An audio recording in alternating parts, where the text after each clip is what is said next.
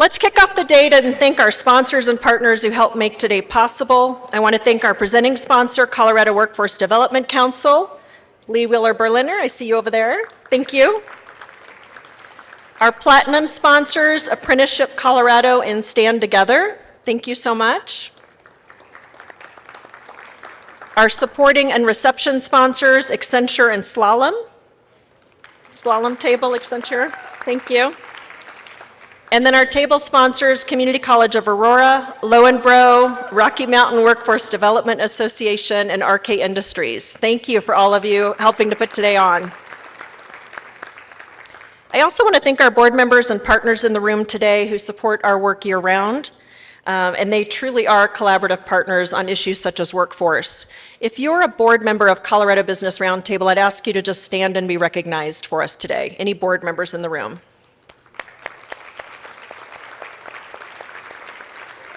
Thank you very much.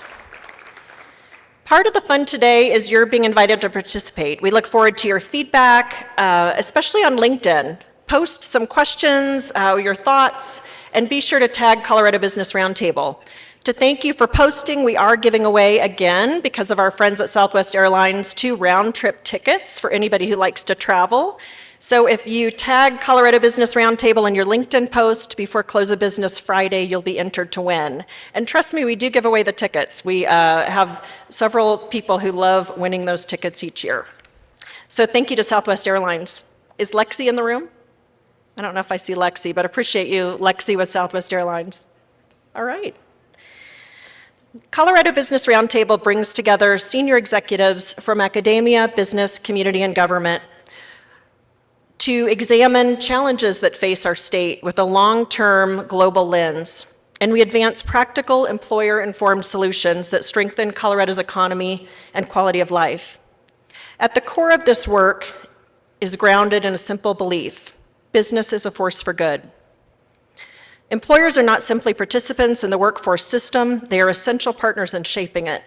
Businesses drive demand and skills, create pathways for opportunity, and help define what a strong and competitive economy looks like in practice. We believe a job is more than a paycheck.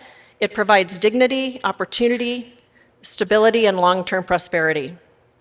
So our theme today is very fitting: future of work from data signals to strategy. Leaders today are inundated with workforce information. None of you necessarily need more information. Every week, even the Wall Street Journal this morning brings a new report, a new ranking, a new projection, a headline about AI, skills gaps, labor shortages, demographic shifts, or changing employer expectations. Over the next few hours, you'll hear from national data experts, but just as importantly, you'll hear from the executives in private business who are responding to those signals in real time. In our first session, you'll hear new research launched today at this event from the Burning Glass Institute on work-based learning growth opportunities, followed by a candid conversation from business leaders on where they see opportunities and where barriers still exist. Next, you'll hear from Justin with Gallup, who will walk us through research on what employers are actually saying about meaning and belonging, and why this is important for organizations to pay attention to. In session 3, we'll release the Colorado Business Roundtable Workforce Survey, analyzed in a very strong partnership with Accenture. I want to thank them for their work on this report, highlighting what employers across Colorado are seeing related to workforce transformation. Throughout today's conversation, we'll continue asking, how do we move from information to action? How do we turn workforce signals into strategy? The final session that'll close this afternoon will be a behind-the-curtain conversation with leaders from NVIDIA and Hewlett-Packard Enterprise. Colorado has the opportunity to continue building one of the most competitive workforce ecosystems in the country, and many of you have been a part of that, especially when employers, educators, workforce leaders, and policymakers remain aligned on what matters most. It's a full afternoon, so relax. We've got snacks, we've got coffee, we've got Diet Coke, which is, of course, my personal favorite. Feel free to take breaks when you need to, and we're going to close today with a reception where we'll have some wine and some additional food and the ability to really connect and partner. We're looking forward to an energetic day and the collaboration to follow. So thank you all for being here for Colorado Business Roundtable Future of Work. Next, I'd like to introduce Colorado Business Roundtable board member Dr. DeSanctis to the stage to help frame our thinking as we explore the intersection of data, strategy, and the future of work. Dr. Marilena DeSanctis is the chancellor of the community college system, leading 13 colleges and more than 35 locations that educate over 130,000 students. A former mechanical engineer with more than 26 years in K-12 and higher education, she is known for bridging industry and education to expand opportunity and economic mobility. Please welcome Dr. Marilena DeSanctis to the stage.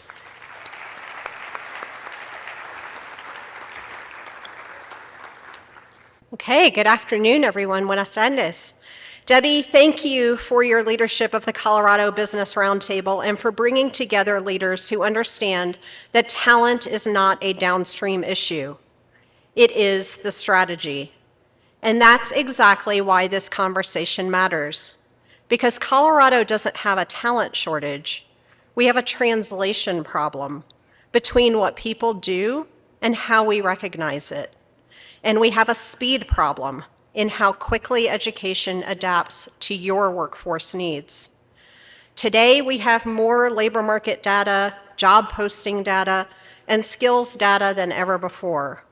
The real question is, are we using those signals to actually change how we build talent, or are we just getting better at describing the problem? My name is Dr. Marilena DeSanctis, and I serve as chancellor of the Colorado Community College System. Through our 13 colleges and more than 35 locations, we serve over 130,000 students each year and thousands of employers across Colorado. In many ways, the Colorado Community College System is Colorado's largest engine for workforce-connected learning. And from where we sit, the future of work requires fundamentally different relationship between education and industry. For too long, employers have been asked to advise education. You sit on advisory boards. You provide feedback. You offer internships. All of that matters. But it still leaves education in the driver's seat and employers reacting on the back end. What we are building now is different. Employers are not just advisors. You are co-creators and co-validators of learning. Here's what that means. If a student demonstrates a critical skill inside of your company and you validate that performance, we award college credit for it, not based on seat time, not based on hours in a classroom, based on demonstrated capability. In our emerging partnership with the Colorado Bankers Association, students won't just learn about lending or compliance in a classroom. The learning happens inside participating financial institutions. Traditional courses are replaced by structured, work-based experiences where skills are demonstrated and validated in real time. Students still graduate with a degree, but they also graduate with something far more powerful, a track record of proven performance. For employers, that changes the equation. You are no longer hiring based on a promise defined by a grade that somebody assigned for a class.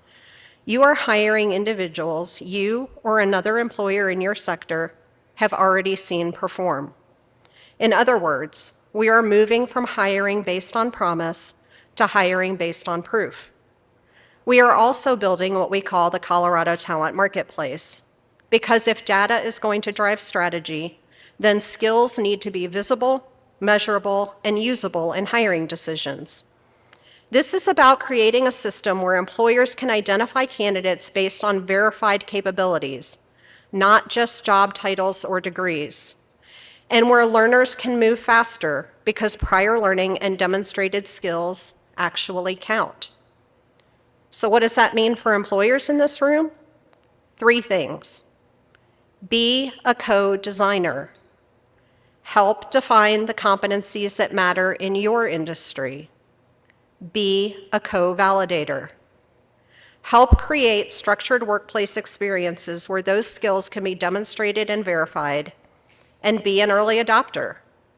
Hire based on demonstrated capability, not just degrees or years of experience. Let me close with this. The states that win in the future economy will not be the ones with the best data. They will be the ones that move the fastest, from signal to strategy to execution. And if we get this right, Colorado won't just compete, we will lead. Thank you.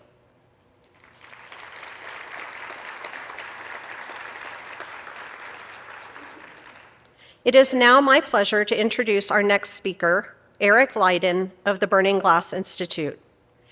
Eric serves as Managing Director of Workforce Strategy, where he leads research and programs focused on talent mobility and data-driven workforce strategy. He partners with Fortune 100 companies, universities, and governments to help leaders translate labor market data into practical action. His work has helped shape national conversations about how we build more effective and inclusive talent systems. Please join me in welcoming Eric to the stage.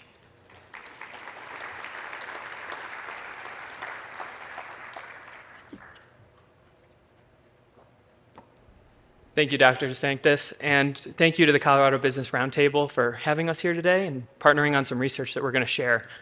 We're going to go from data to strategy. So I'm going to start with the data, and then we're going to get to some strategy conversations.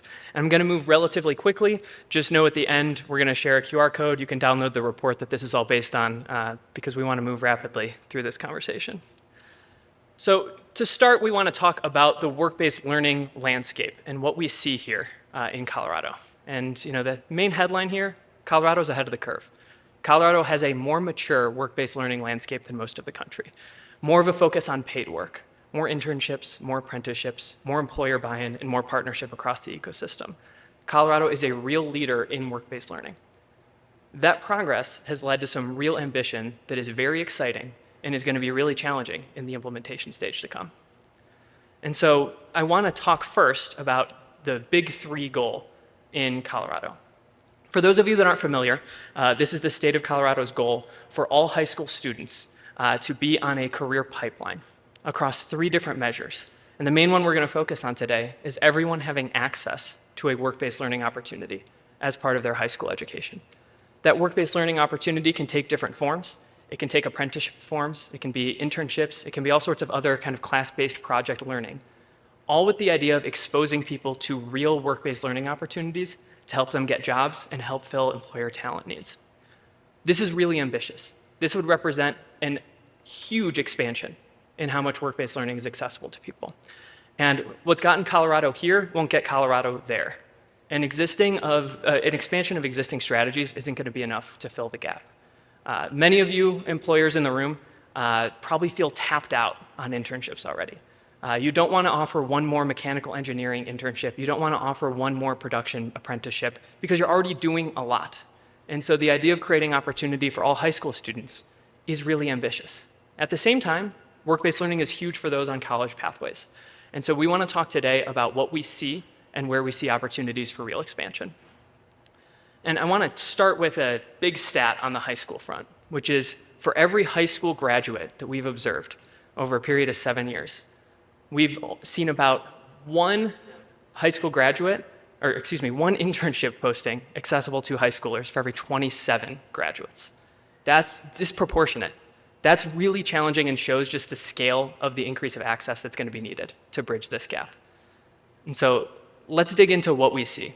I want to start with the value proposition here. Why offer work-based learning? I'm sure many of you will agree with each of these value propositions here, but I want to get us all on the same page on what we're talking about here. So first, there are 3 different value drivers we've been able to observe as kind of big archetypes for why employers are offering work-based learning. One is the pipeline of talent, the conversion value. Being able to look at upcoming and soon to enter workforce entrants and say, who can we bring into the company? How can we help fill critical talent needs? This is something that I think is the most obvious value proposition for many of you. It's the way of finding new entry-level talent across many roles. There's also production value. Interns can get things done. Apprentices can get things done, and they can help create value for the company. In surveying we've done in focus groups, this tends to appear as the secondary value, but is still very real. Help get the job done. And then third is exposure. Getting the company out there, helping build the employer value proposition so that people are bought into it. so that people see, hey, this is a big part of how we're part of our community. We want people to know about jobs in HVAC. We want people to know about jobs in financial services, being able to get the brand out there. But if you dig deeper into value, there's a really robust base of research that shows not only is it good for companies in these kind of broad ways of creating access to talent, in conversion, in getting things done, the employees that come through these work-based learning entry paths, including internships, tend to have stronger outcomes for the company in ways that are real and measurable. We see better retention. Folks who enter the company through a work-based learning pathway stick around longer. Attrition is a very real cost that many of you are experiencing. And being able to find talent that's going to stick around for longer is another key internship value driver. Same with promotions. Many of you right now are probably exposed to a lot of AI conversations internally, where the entry level may be drying up. We need experienced workers. We need people who can leapfrog into the business analyst 3 position instead of coming in at the entry level. We see that folks coming in through work-based learning pathways are far more likely to get promoted down the road as well. They know the company. They know how things work. They've been through this kind of screening process and being able to kind of grind their teeth on these issues early. And so we're seeing them get more promoted, advancing into senior positions more quickly. For all of these reasons, work-based learning creates value for companies. But what we hear time and time again is that employers are tapped out. Employers, especially large employers, are already offering these opportunities. And so I want to get a bit at the landscape of where these opportunities lie today. And apologies for any latency, the clicker's taken a moment here. Today, the work-based learning landscape is dominated by internships in the state. There's a really robust base of apprenticeships, better than most states, but still the vast majority of opportunities are coming via internships. And those internships are focused on college pathways. The biggest providers of internships, the biggest hirers, are post-secondary institutions, in part because of federal work-study support. And the vast majority of the occupations, including 13 of the 15 top occupations where we see internships, are on paths that typically require a degree. Only 2 of the 15 are accessible to folks with only a high school degree. And so as we look at this landscape today of what's accessible, it's very much a college story. Part of that is great. Work-based learning is great for college students to find their careers. It creates very real value. But when that door is closed to folks at the high school level, it makes the big 3 goal. It makes this idea of the half of Coloradoans who never receive a 2- or 4-year degree, helping them into their careers, becomes a really challenging proposition. When we look at job postings, when we look at worker profiles, we see that very few are accessible to high school students. Better in Colorado than the rest of the country, but very, very few are accessible to folks without a degree. And so we want to think about how we can open that aperture more broadly. So as we think about pathways to scale here, there are 4 different dynamics that we want to talk about. And I think we just jumped forward about 12 slides with my last click. So let me go backwards here. Don't be intimidated by the number of slides remaining. As we think through these pathways to scale, I must be clicking the button too hard. I'm going to go a little off script here as we go. One is there's areas where internships and work-based learning is a little bit underrepresented today. So there are many opportunities with strong career mobility that offer real access for folks without a college degree that do not have robust internship pipelines today, many of which can help people have long-term positive wage trajectories. How can we expand in many of these occupations? Many healthcare support roles, many office supervisory and management roles do not have robust internship pathways today. Can we introduce internships where they don't exist occupationally? Can we introduce them where they don't exist in smaller and medium-sized businesses, where we see the vast, vast majority of internships coming from large employers, while the majority of employment does not? Can we expand more internship opportunities to small and medium-sized employers? It's costly to run internship and apprenticeship programs. It's challenging. Are there ways that we can help reduce those barriers for smaller employers to offer these programs? I'd be remiss to not mention, as a side note, geography. Rural areas have way lower rates of internships and apprenticeships than the major cities as a percentage of workers, as a percentage of students. Can we expand geographically as well? Next, can we expand the employer value proposition? Can we make people want more internships? That comes through 2 main things. Can we make sure that folks who go through internships and work-based learning opportunities are more productive when they hit the ground running in their job? And can we increase the conversion rates? Can we help employers retain more of their employees? I don't want to spend too long on this because I think this is the obvious straight play that we're all familiar with, but there's some real bright spots in Colorado for this. Deloitte, EY, Lockheed, many of the companies on this screen and not, already have really remarkable conversion rates from internships to full-time employees. Already a really large part of their talent base are coming in through these pathways. Being able to continue to invest in these pathways so that you're seeing it be the real way, the real pipeline for talent into the company can help make this a more valuable path for folks to get in. Next, I want to talk about new potential models for work-based learning. We need new innovation in this space to get there. Across the state, there's a lot of really cool organizations doing micro-internships, doing a lot of different dispersed models, doing class-based learning that are really important. And we think it's important to think about kind of the spectrum of what new models would require. On the x-axis here, we have how hard it is for employers to host these programs, the employer cost to service. And on the y-axis, we have the value that it creates for employers. What we've heard pretty universally is that apprenticeships are on the top right of this. They're challenging to run, and they're great. They're great for the participants, they're great for the companies, they're a great pipeline for talent, for the types of critical needs you have. At the bottom left-hand side, we have things more like job shadowing. They're lower lift, they also have way less long-term value to an employer from offering those programs. Can we build out more on this spectrum that employers are engaged with? Can we have more rotational internships? Can companies that are very seasonal use their off-season to get folks exposed to project-based work when they're not so busy, when there might be some spare capacity to run a program? Can we bring in models where small and medium-sized businesses can work together as a collective, one of which we'll hear about later today, to be able to kind of co-fund the management of an internship program and do it together, rather than everyone bearing the fixed cost of these programs up front? So these are new models that can be expanded. Last item on this front is this idea of recognizing existing work. Dr. DeSanctis mentioned that there's a lot happening that we don't recognize. Almost a quarter of Colorado high schoolers work, and we do not recognize that as work-based learning today. If you are working as a fast food counter worker, if you are working as a hotel lodging manager, if you're working as a lifeguard or a summer camp counselor, that's real work. It builds real life skills that are critical for us to recognize. Are there ways we can bring this into the classroom to help create structure around this learning? Recognize the skills folks are learning on the job. And are there ways that we can slant this existing work more toward customer service, interpersonal skills, teamwork, and less toward operating the fryer and less toward the technical execution parts of the job, to say this huge base of Colorado teens who are currently working, turning those into structured work-based learning and not just jobs. I want to leave us there. We have a report on this topic that we've developed in partnership with the Colorado Business Roundtable. I'm glad I briefed you all on the QR code. I see a lot of phones at the ready. Would love to get your feedback. Would love for you all to be able to learn more from our work on what we've seen in the scene. But for now, we want to bring in the employer voice to keep this conversation moving. And so I want to invite up our panel to please join us for a conversation here. Good afternoon. I'm Isis Arce Vega, also with the Burning Glass Institute, and I come to this work from a career in academia. You have met Eric, so please allow me to introduce our other two distinguished panelists.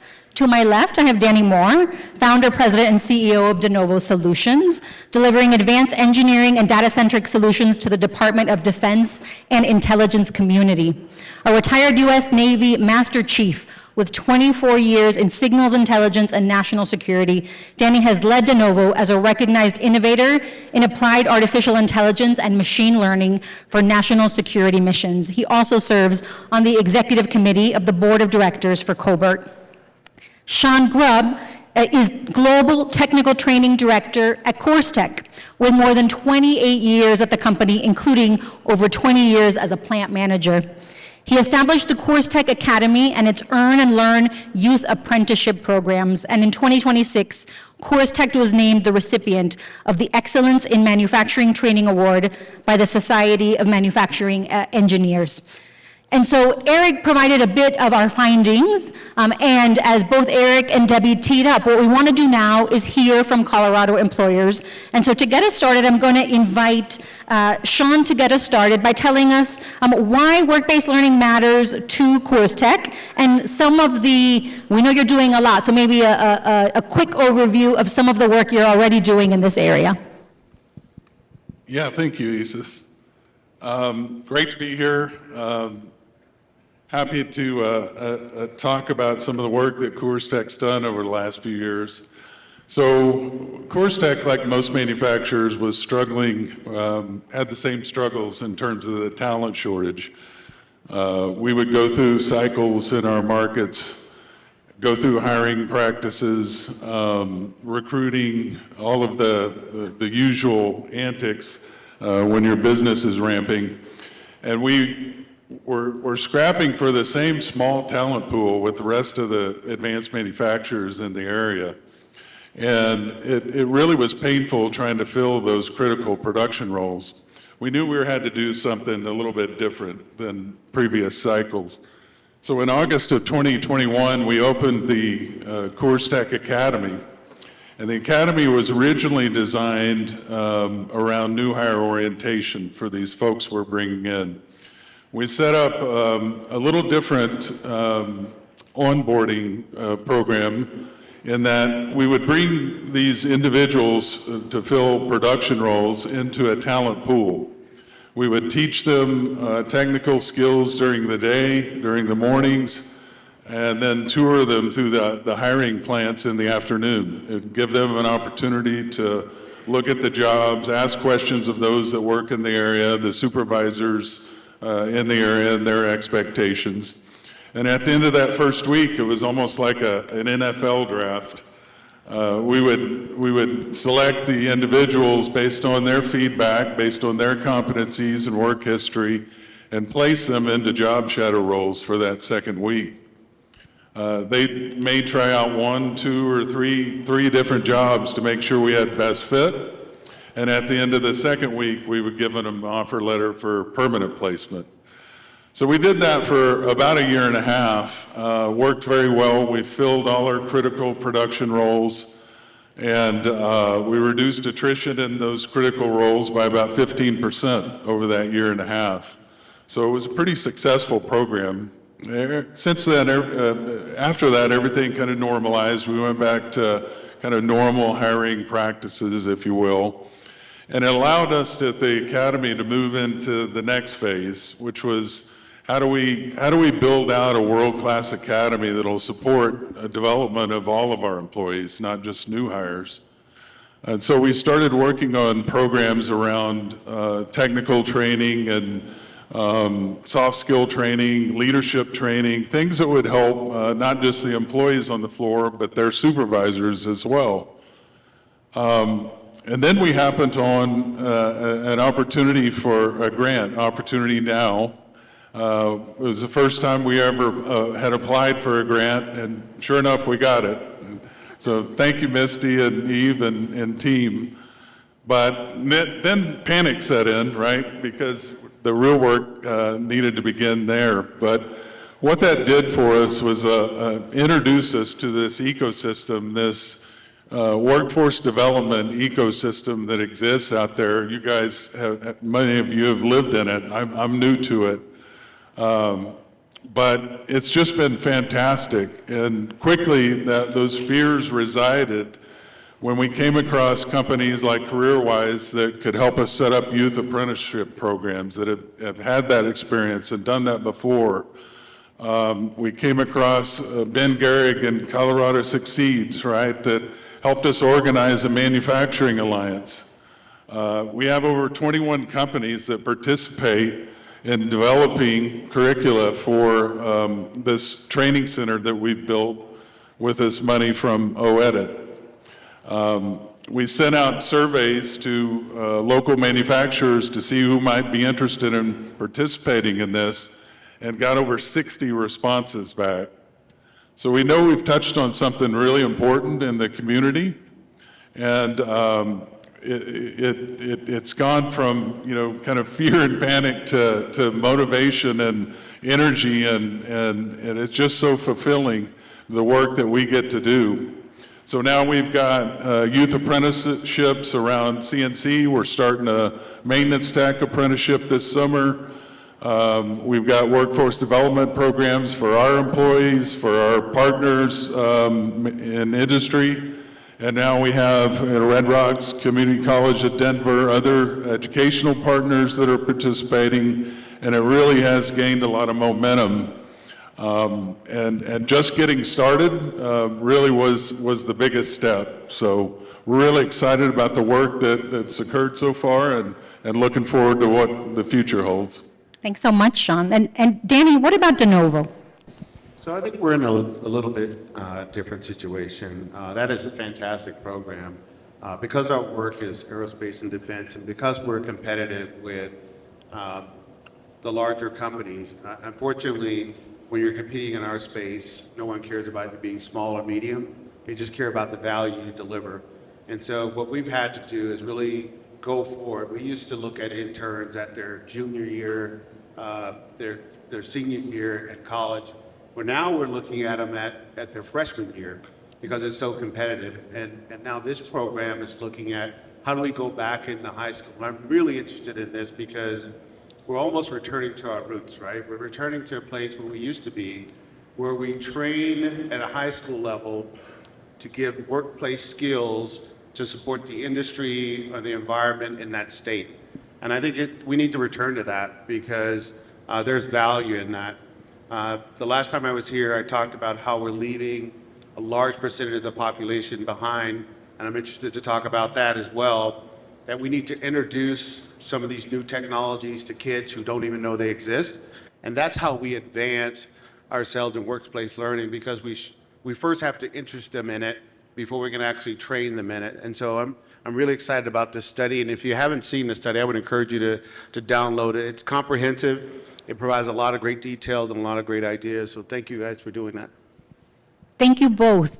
I'm looking at the time, and what we really want to hear is your input and your responses to our recommendations, right? We analyzed the data, both in Colorado and what's happening nationally, and brought forth the recommendations that Eric described, right? Going into places where Colorado says we need employees, but there are no pathways, those launchpad jobs, and exploring new models. So let's go back to Sean for this one. When you hear, and in your case, read about the recommendations, what's resonating for you, and what's it going to take?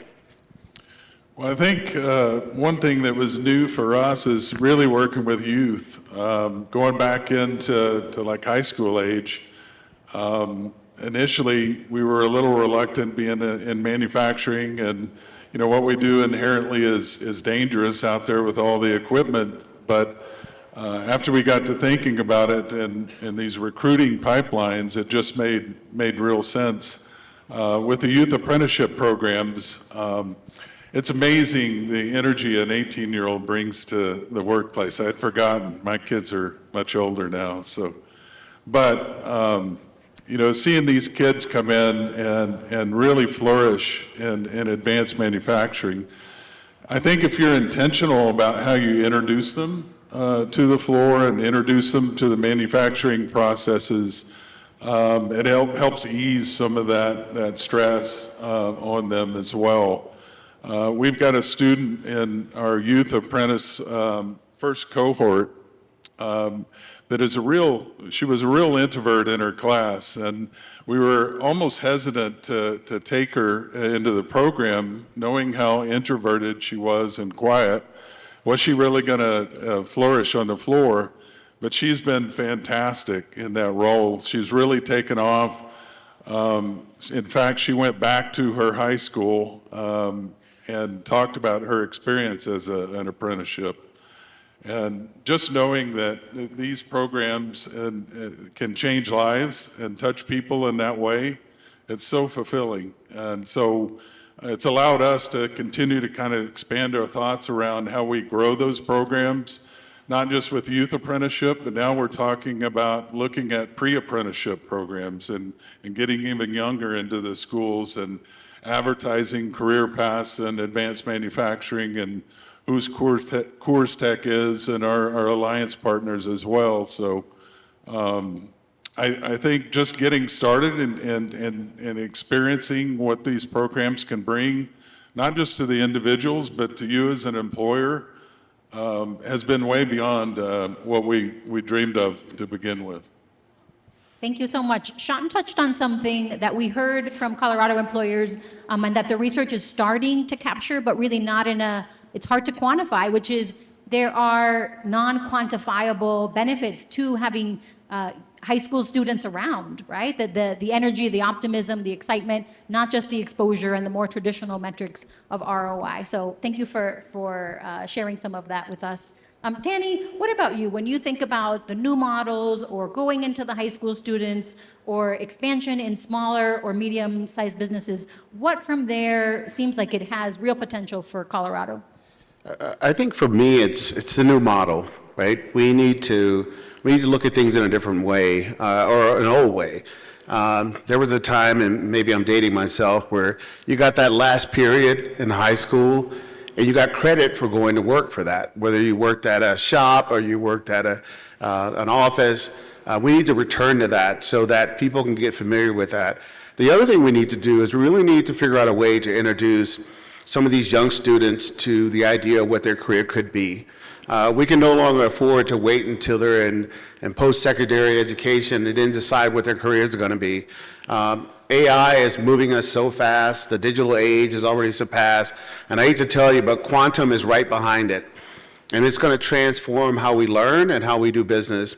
So getting kids that are interested in these careers and understanding these technologies in the 9th grade or the 10th grade, that's what we need. And I think those new models, it gives credit to the students, but also informs them about the possibilities that are out there. So I'm really excited about that recommendation.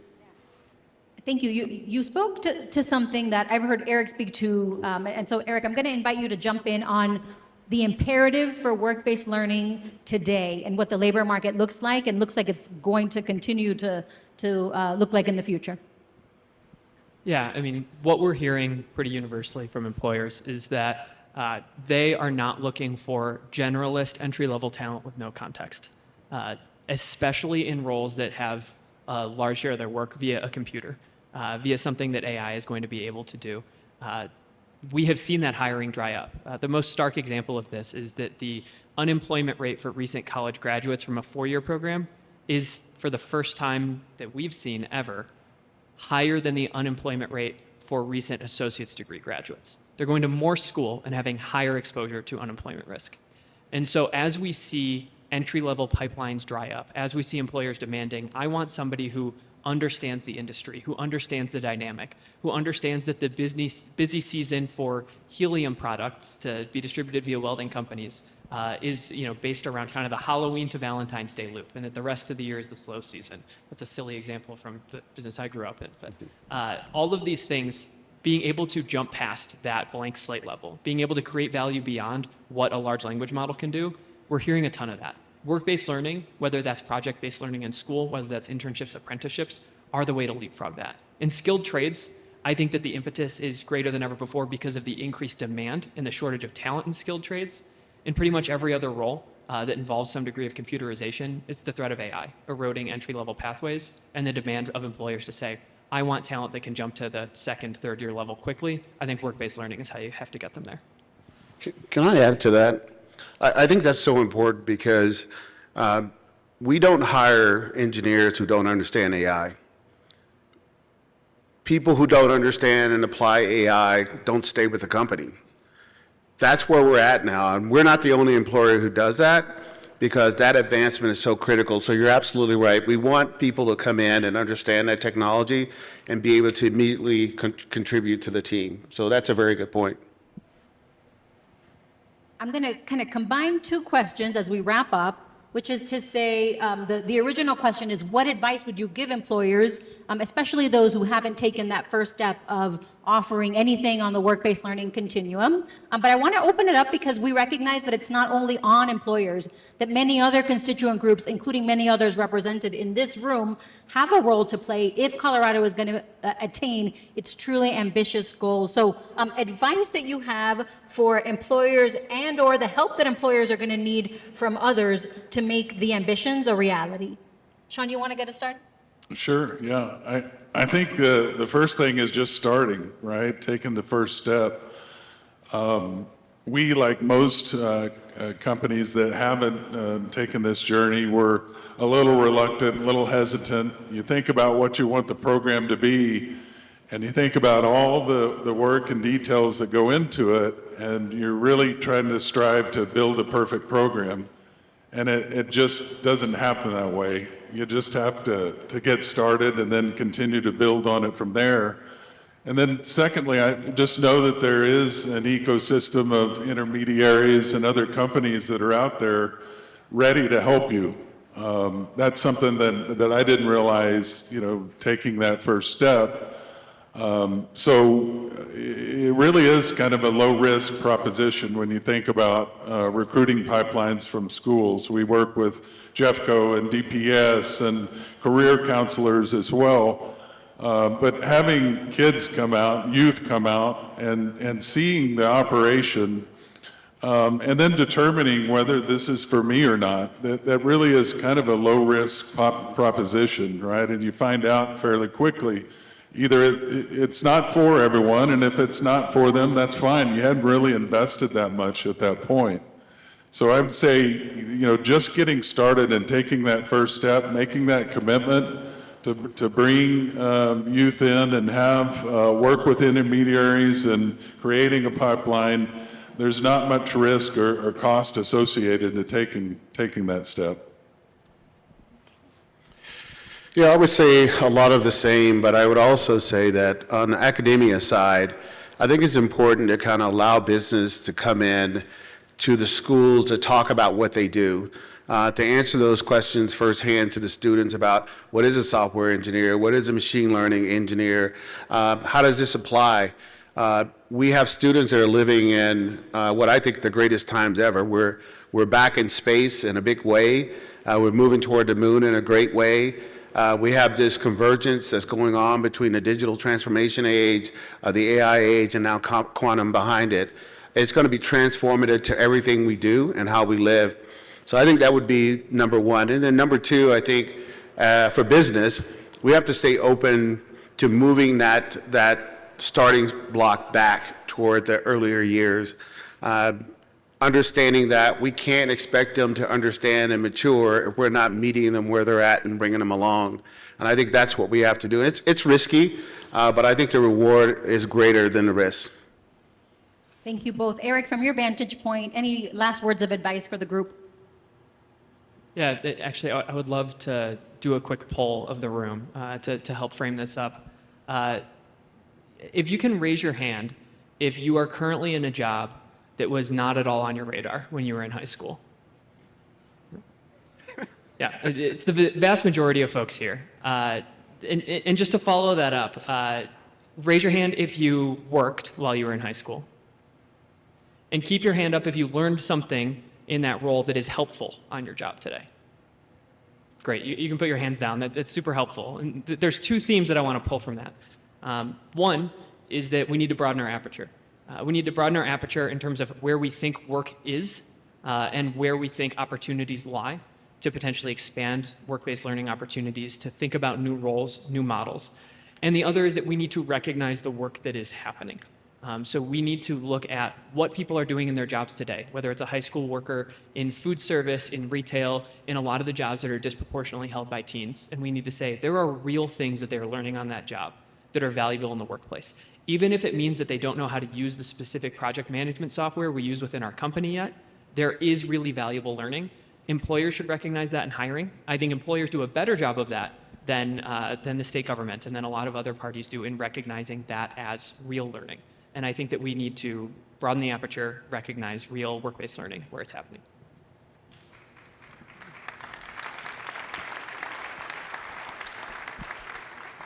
I want to end by echoing a comment that Eric shared at the start of his presentation, which is we had the great honor of not only pulling Colorado data and examining the kind of quantitative evidence of the work-based learning ecosystem and history, but also all kinds of other research and talked to many of you, and we really truly were inspired and impressed. As the Chancellor shared, there's an opportunity here for Colorado to continue leading, and I very much look forward to seeing what you do next. Please join me in thanking our panelists.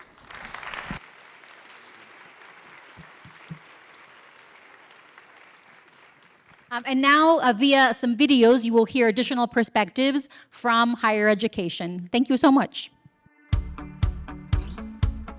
Data is critical in how we think about shaping Colorado's future of work. So we asked our higher ed partners, what is one data point that is shaping their strategy? Here's what they said. I'm Andy Feinstein, president of the University of Northern Colorado. One national data point that's really shaping our strategy is this. Nearly 7 in 10 undergraduates today are working while they're enrolled, and most of those students are working more than 20 hours a week.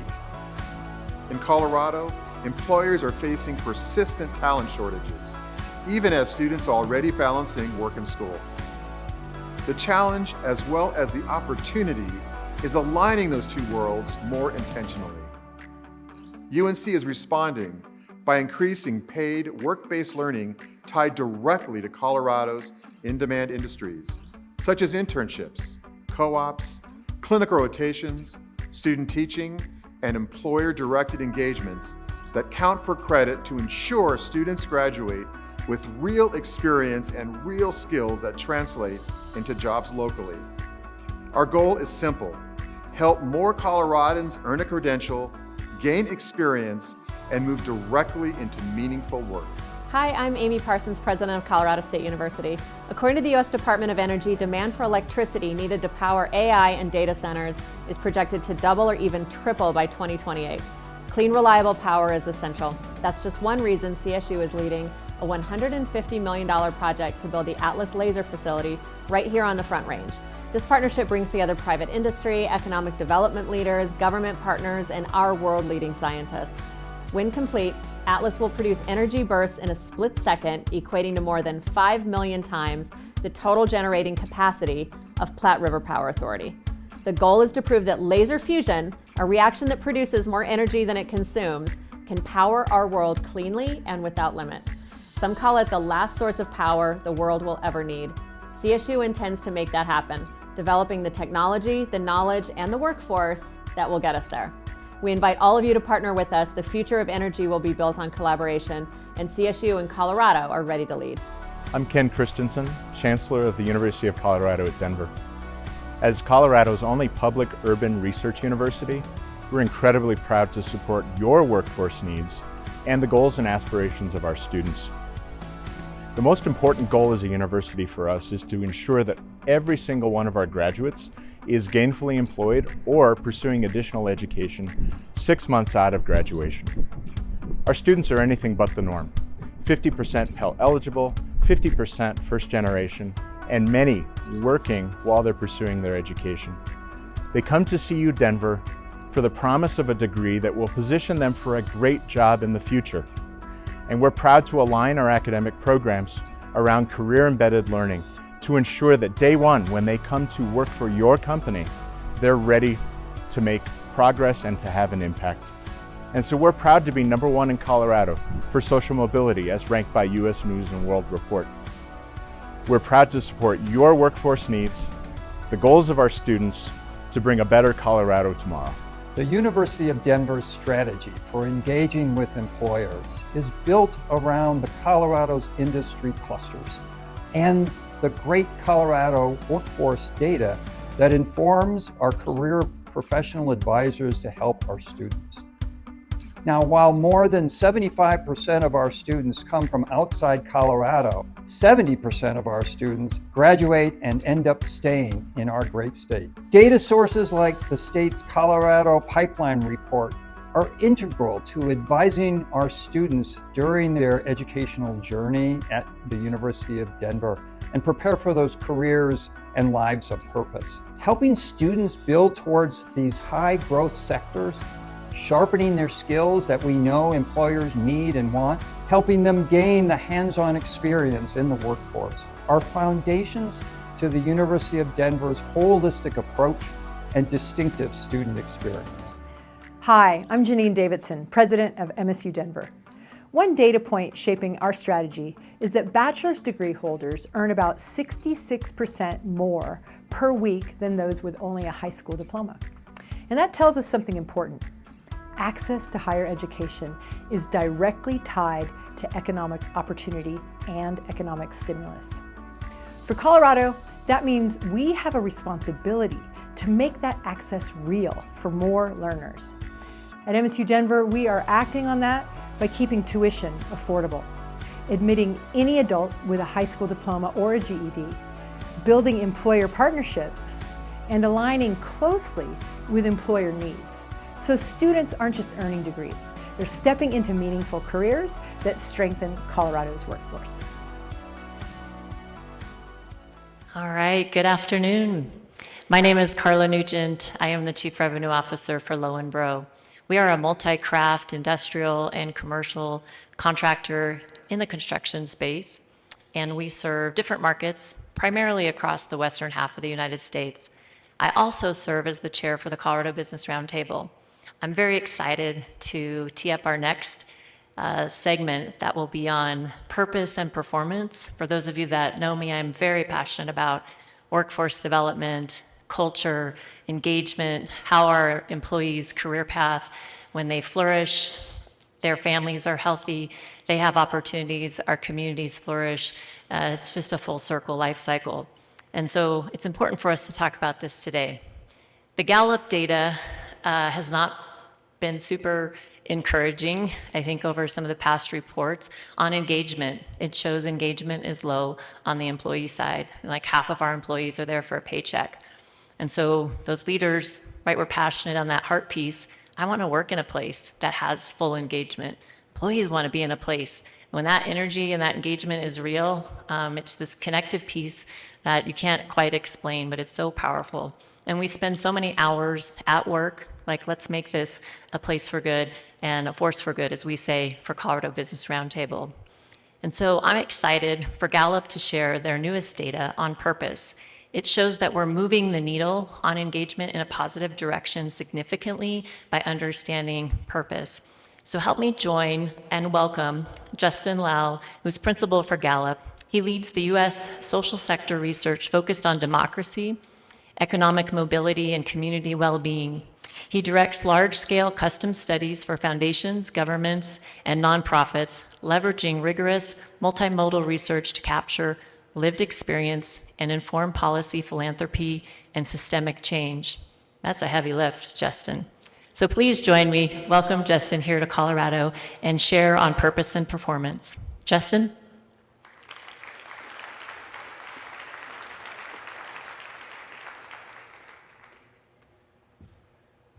Thank you, Carla, for that great introduction, and thank you for the Business Roundtable for hosting this important meeting here today. As Carla mentioned, my name is Justin Lull. I'm a principal with Gallup. I'm based in our Chicago office, and I oversee a number of different initiatives. And for those of you that might not be familiar with Gallup overall, we're a survey research company that collects a lot of data. We spend a lot of our time looking at data, and it looks a lot like what we're seeing. Actually, this is a real image from what it has been on our data analysts' screens over the past couple of months here.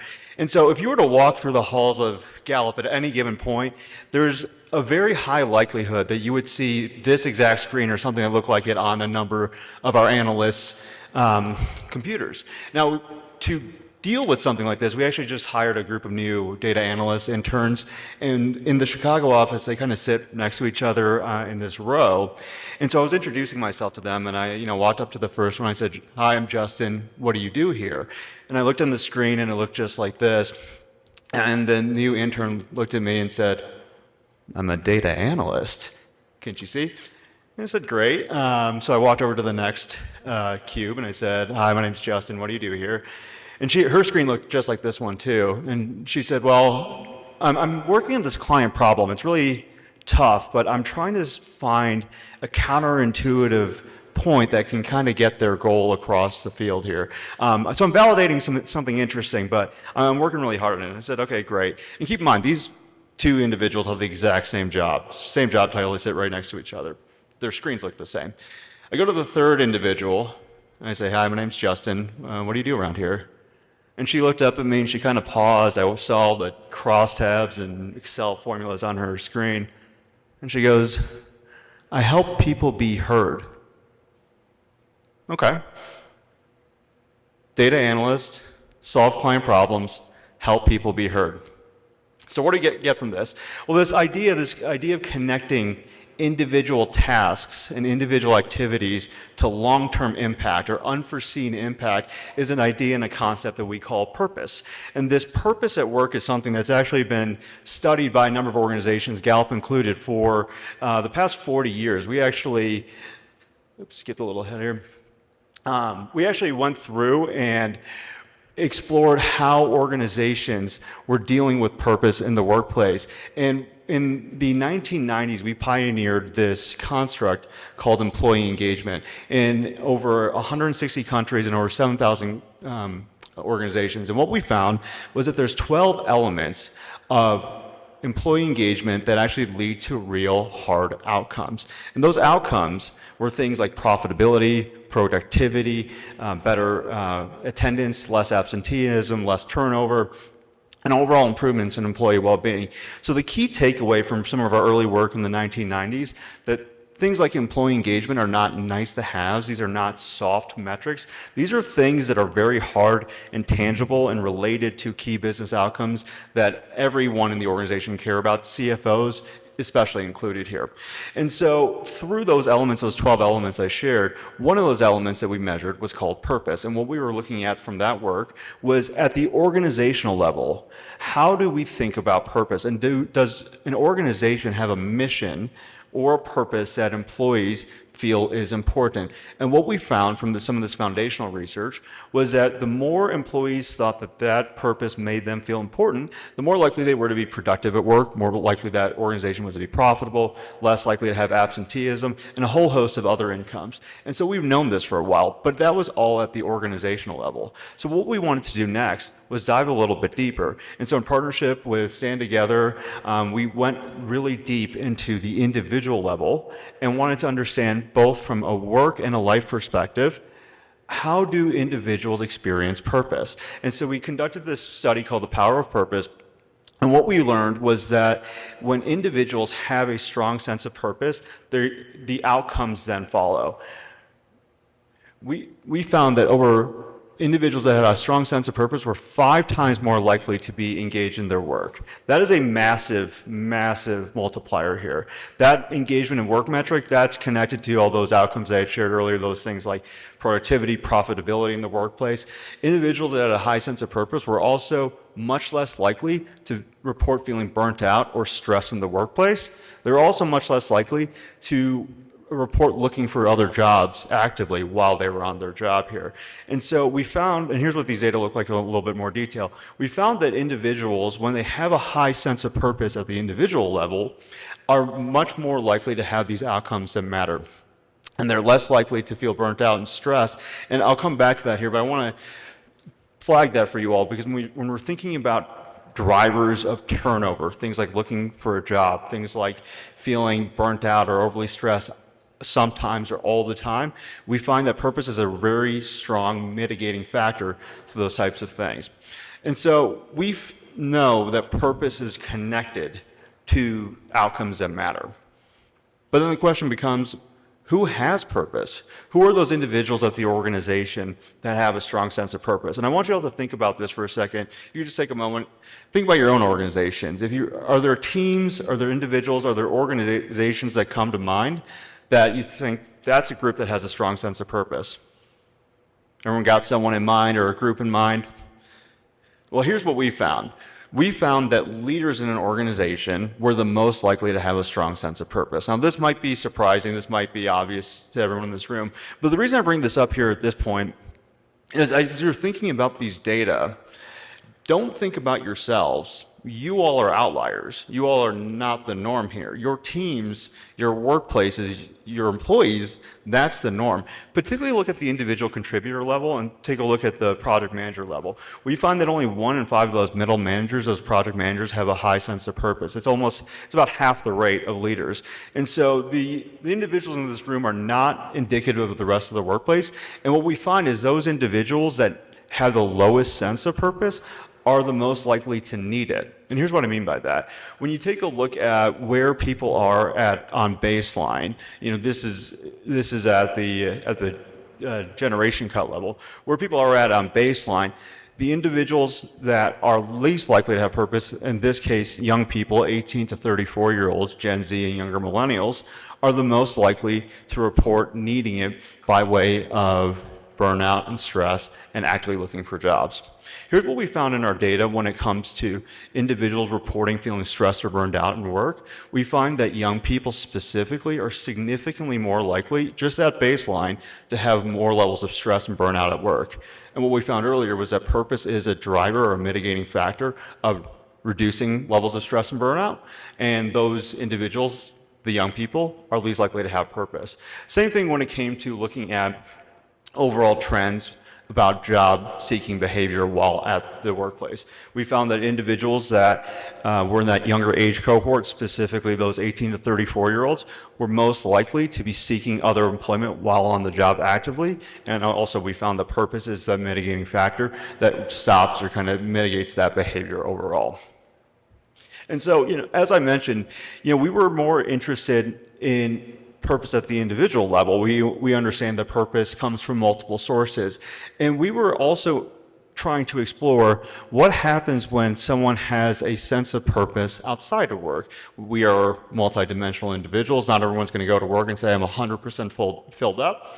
And that's okay. We wanted to see what does that do to the workplace. And what we found is that individuals that have a strong sense of purpose in life have some spillover effects when it comes to their engagement in work.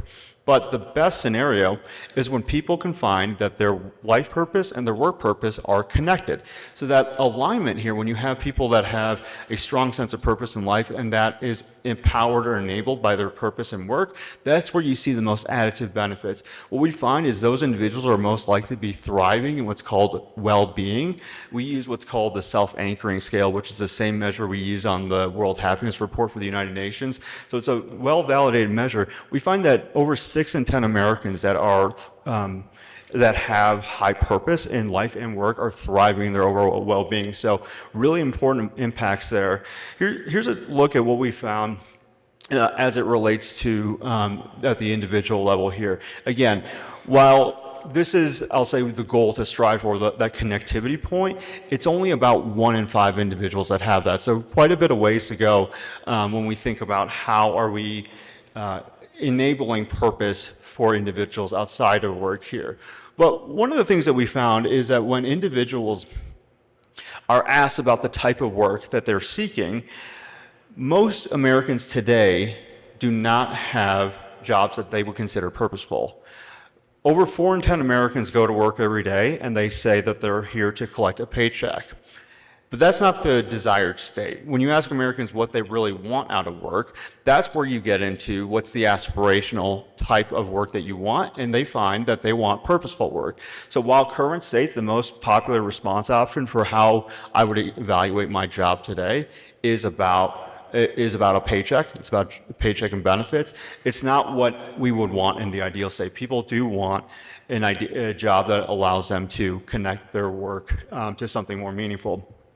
So last slide I'll share here on findings, and I'll share just a couple quick recommendations, is we asked Americans, what do they want when it comes to the overall experience? What would drive purpose for them in the workplace? And there was 2 answers that bubbled for the top. One was helping them see the connection between the type of work they were doing and that overall impact. So that theme of what is the job I'm doing and how does that connect overall to some bigger picture outcomes? 2 is having enough work-life balance potentially to pursue purposes outside of work. And as we saw in some of the data, that does have spillover effects as if it is enabled properly here. And so we asked Americans specifically, what do you want? It's the ability to have work-life balance to pursue purpose outside of work, but also to see the contribution and how it connects overall, making that very evident and very clear. So what can we do with this? What are the ways that we can get deeper into how we can serve employers when it comes to purpose? Well, one of the first things we can do is make work more purposeful. Well, what does that mean? Well, we have to show our teams how their work directly connects to the bigger picture outcomes. And it seems easy enough, right? But 4 in 5 managers aren't doing that today. Only 1 in 5 managers are doing a good enough job where their employees say that they're connecting the work they're doing to the overall mission and values of the organization.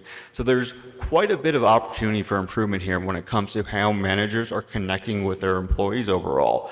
The second thing we can do is connect that work to something that is of importance to the individual. And again, this might sound obvious on its surface, but it is seemingly difficult. And here's what I mean by that. If I need to connect my team's work to their individual sense of purpose, I need to know what that individual sense of purpose is. That means I need to have real conversations with them. I need to have tough conversations with them. And I need to extrapolate something beyond just the surface level here.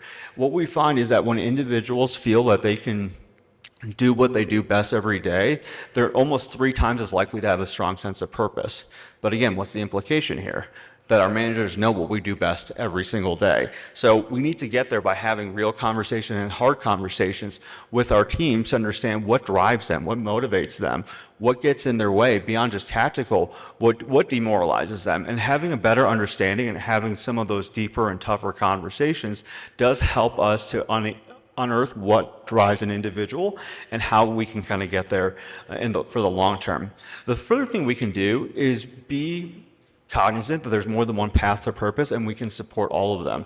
As I shared before, there are spillover effects. When we have our bucket full from our life purpose, we do see an increase overall in employee engagement. So how we can get there is by understanding that people are multidimensional, and if there's flexibility that's enabled, sometimes that can lead to a better sense of purpose overall here.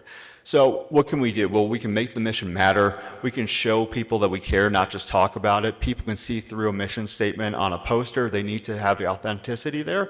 We need to understand that people are human and understand that there's more than one path to purpose, and get to know that the individual beyond just the job title.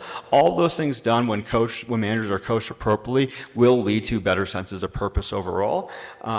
And I won't be your first QR code, and I'm probably not your last QR code for today, but if you want the full report here, it'll be available at the QR code behind me.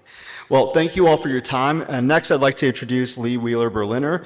Lee is the Managing Director of the Colorado Workforce Development Council, where he leads the execution of strategies to deploy and sustain industry-led talent development systems across Colorado. Please join me in welcoming Lee to the stage. Thank you.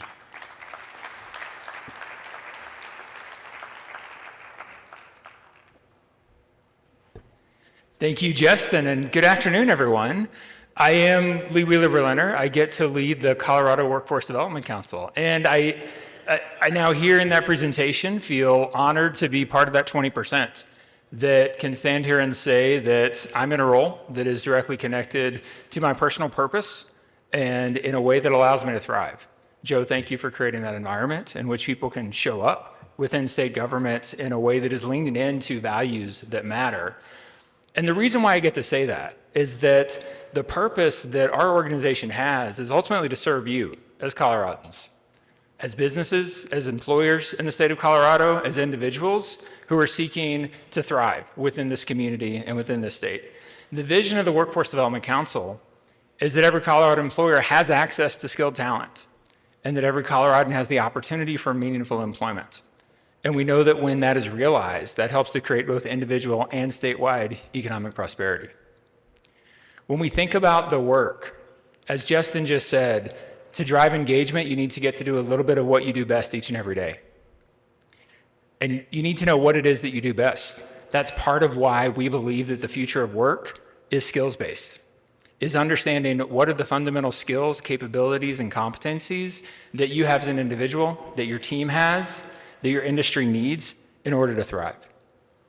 The importance of skills can be described by the story that a parent shared recently, where the kids were kind of driving the parent a little nuts and said, you know, can we do one of those escape rooms?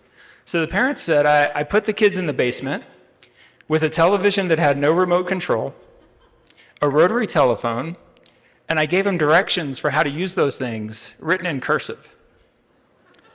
It's been 7 hours, I haven't seen them yet. We know that skills evolve. Technology changes, skills grow, we have to adapt. And while our workplaces adapt, we're going to see this dynamic within our workforce in which younger generations have skills our older workforce may be in need of. Our older workforce has skills that our younger generation needs to understand and connect. For you to maintain your retention, your growth, to drive the economy forward in the state of Colorado, it's important that as employers and businesses, you have access to support to understand what is going on within your workforce, to understand how you can help to develop and upskill your employees. That's where the work that we do comes into play. As an intermediary, as part of state government, we get to help drive this growth. We exist within a talent development structure that is designed to support businesses and job seekers and to make that supply and demand equation for talent work. At a local level, those efforts are led each day by Workforce Colorado, which is a network of 10 local workforce areas with more than 50 locations statewide, all working together to empower individuals, support businesses, and strengthen communities. We have leadership from Workforce Colorado here with us today. Our organization also gets to work across multiple disciplines and multiple state agencies, and leaders guiding economic development, education, and labor and employment are here with us today as well. I encourage each of you to commit to at least one action from what you hear today, and think about how you can build one new partnership with someone in this room. Because the strategy that you execute on tomorrow will only be as good as the data that you rely on today. And to continue our journey into the data that is shaping your actions, right now I'm pleased to introduce Eyal Darmit.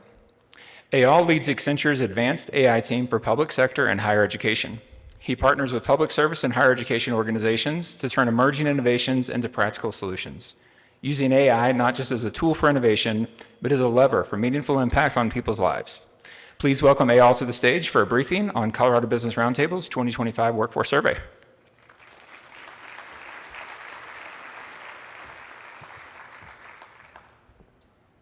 Good afternoon, everyone. I'm going to walk around a little bit. See if this works afterward. Perfect. My name is Eyal Darman. I lead Accenture's public service AI practice, and we've got about 500 or so practitioners that support organizations like yourselves in really rethinking how we do the work we do.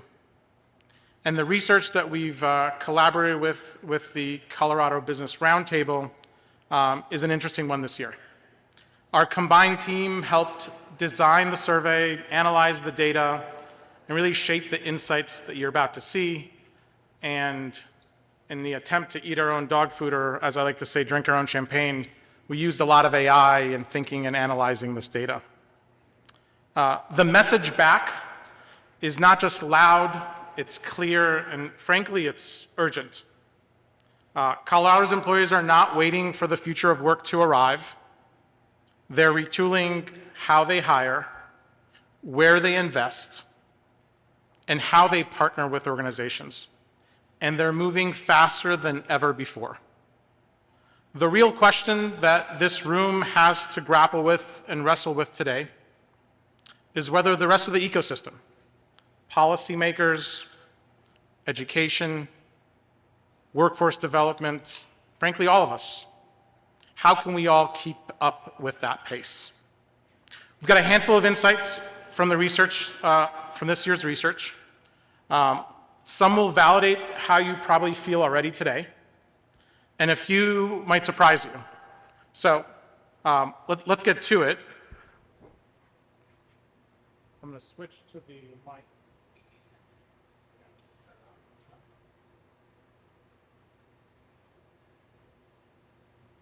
There we go. So the first area is about the landscape and how the landscape has shifted. Just last year when we sat here and talked about how the landscape is really shifting, we talked about how really there's a labor shortage of some sort. That number this year has been halved. Only 40% of you think that labor shortage is currently a problem that we have. And frankly, that's justified with the data that was shared earlier. Eric shared information around how college graduates are at a point where they are finding less employment than they were in prior years, and it's not getting any better. Here's what is interesting, though. The data this year tells us that economic uncertainty is a real concern. Now, that economic uncertainty is probably multidimensional. It could be because the evolution of AI is really changing the way that each of us does what we do. It could also be that just overall national economic uncertainty, wars, and other things are disrupting our businesses in one way, shape, or form.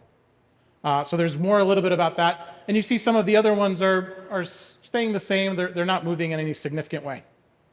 I thought one of the key statistics that was interesting is that 60% of employers say that housing affordability is the top Colorado workforce trend, right? That's an important part. And really, it's, the so what for us here is the fact that housing is a workforce strategy. It doesn't matter what training we give our employees. If they can't find affordable housing, it will be offset. So that's our first trend for the year. Our second trend is around durable skills. And this one is a personal one for me because I've seen it firsthand. At Accenture, we used to hire people that have a specific degree or a specific skill set. We can train people in those skills over time, yes. But AI has really shifted that. I think I sat on these couches last year and told you that you should think of AI as having 1,000 interns supporting you. Today, it's 1,000 PhD students that can go down to a level of capability that we've never fathomed before. And it's not slowing down. So really, the digital or information economy is shifting. It's shifting to be a relationship economy. Think of the soft skills that people have and how you can differentiate yourself. I used to say I can differentiate myself with maybe the specific technical skill that I have. But I would challenge that now. I would tell you that your relationship skills, your durable skills that you see here today, are the ones that I think will make or break people's success. Because anyone can do the technology. Anyone can do those various things that historically were more niche and now can become more of a commodity. That's a big shift. And as we talked about in some of the prior presenters, we need better skills in that space. And we need to all think of those durable skills across the board. Because that's going to make the difference between a successful organization, a successful person, and as the Gallup survey says, someone who's happy at work and enjoying what they do. And the data supports every single one of those. So it's not a one-off. It's a consistent pattern that we're seeing.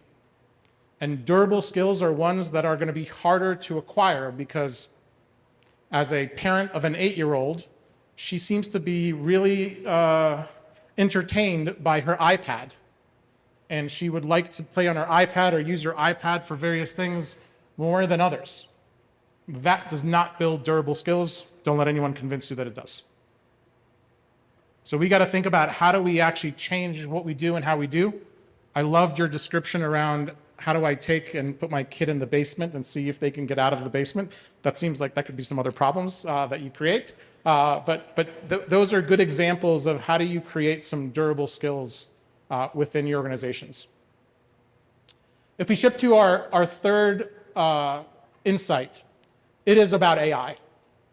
There's some staggering statistics here that are a little disturbing. Again, as someone who spends all day, every day in the AI space, eat, drink, all of it, all the time, we're still in, everyone wants it, everyone thinks it's going to make a big difference, but a very small percentage of enterprises are using it at scale.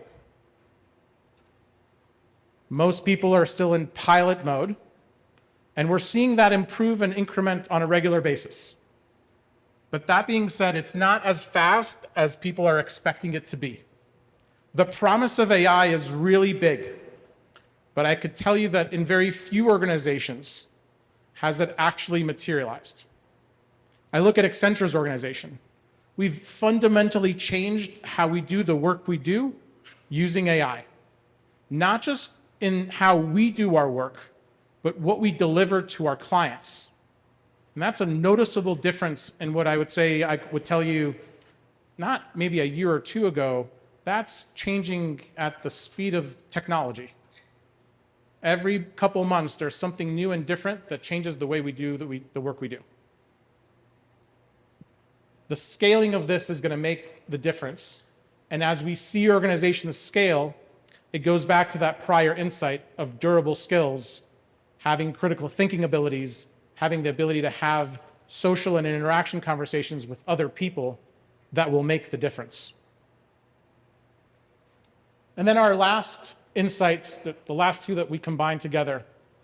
Employers want faster, simpler, and measurable partnerships. Think about, as an employer, our employers have said that 80% of them want talent within 120 days of identifying the need.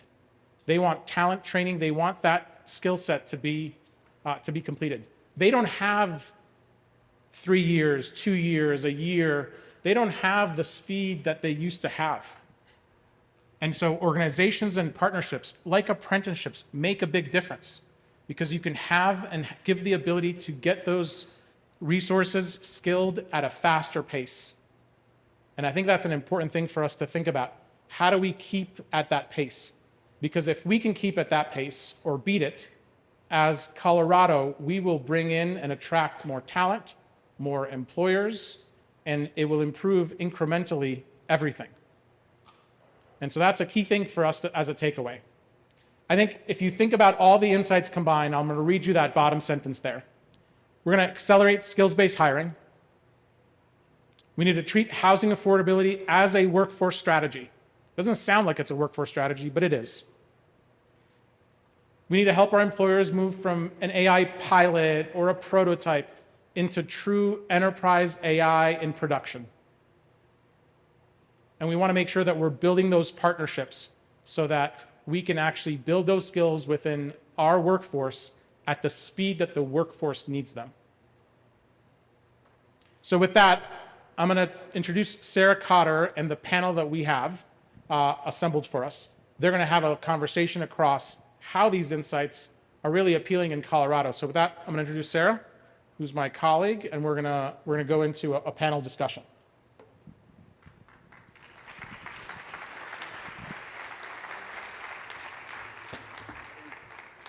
I think we're just a tiny bit ahead of schedule. So before we jump into the panel, give everybody a chance to maybe stand up, or many of you a chance to stand up, maybe not everybody.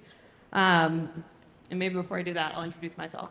So hi, nice to meet you. My name is Sarah Cotter. I work with Eyal at Accenture. I have a personal rule not to speak after him in public, after he goes. So I'm really excited to be joined by the panelists and hear what they have to say on the survey. I lead our public sector and higher education work in Colorado and also do that in Wyoming and Montana. So it makes me very excited. I think over the course of my career, I've had an opportunity to work in the private sector and the public sector and get really excited about the intersection of those sectors as we look to solve really hard problems. So before we jump into the panel, I'm going to ask you, everybody, we've been sitting for a while. The content has been great. I'm going to give some of you an opportunity to stand up and ask you to stand up if your organization has at least one role right now that you've been trying to fill for more than 90 days. Anybody in here? Thank you.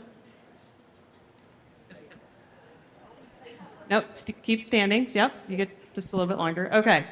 Now stay standing if that role requires a specific technical skill or credential. Okay?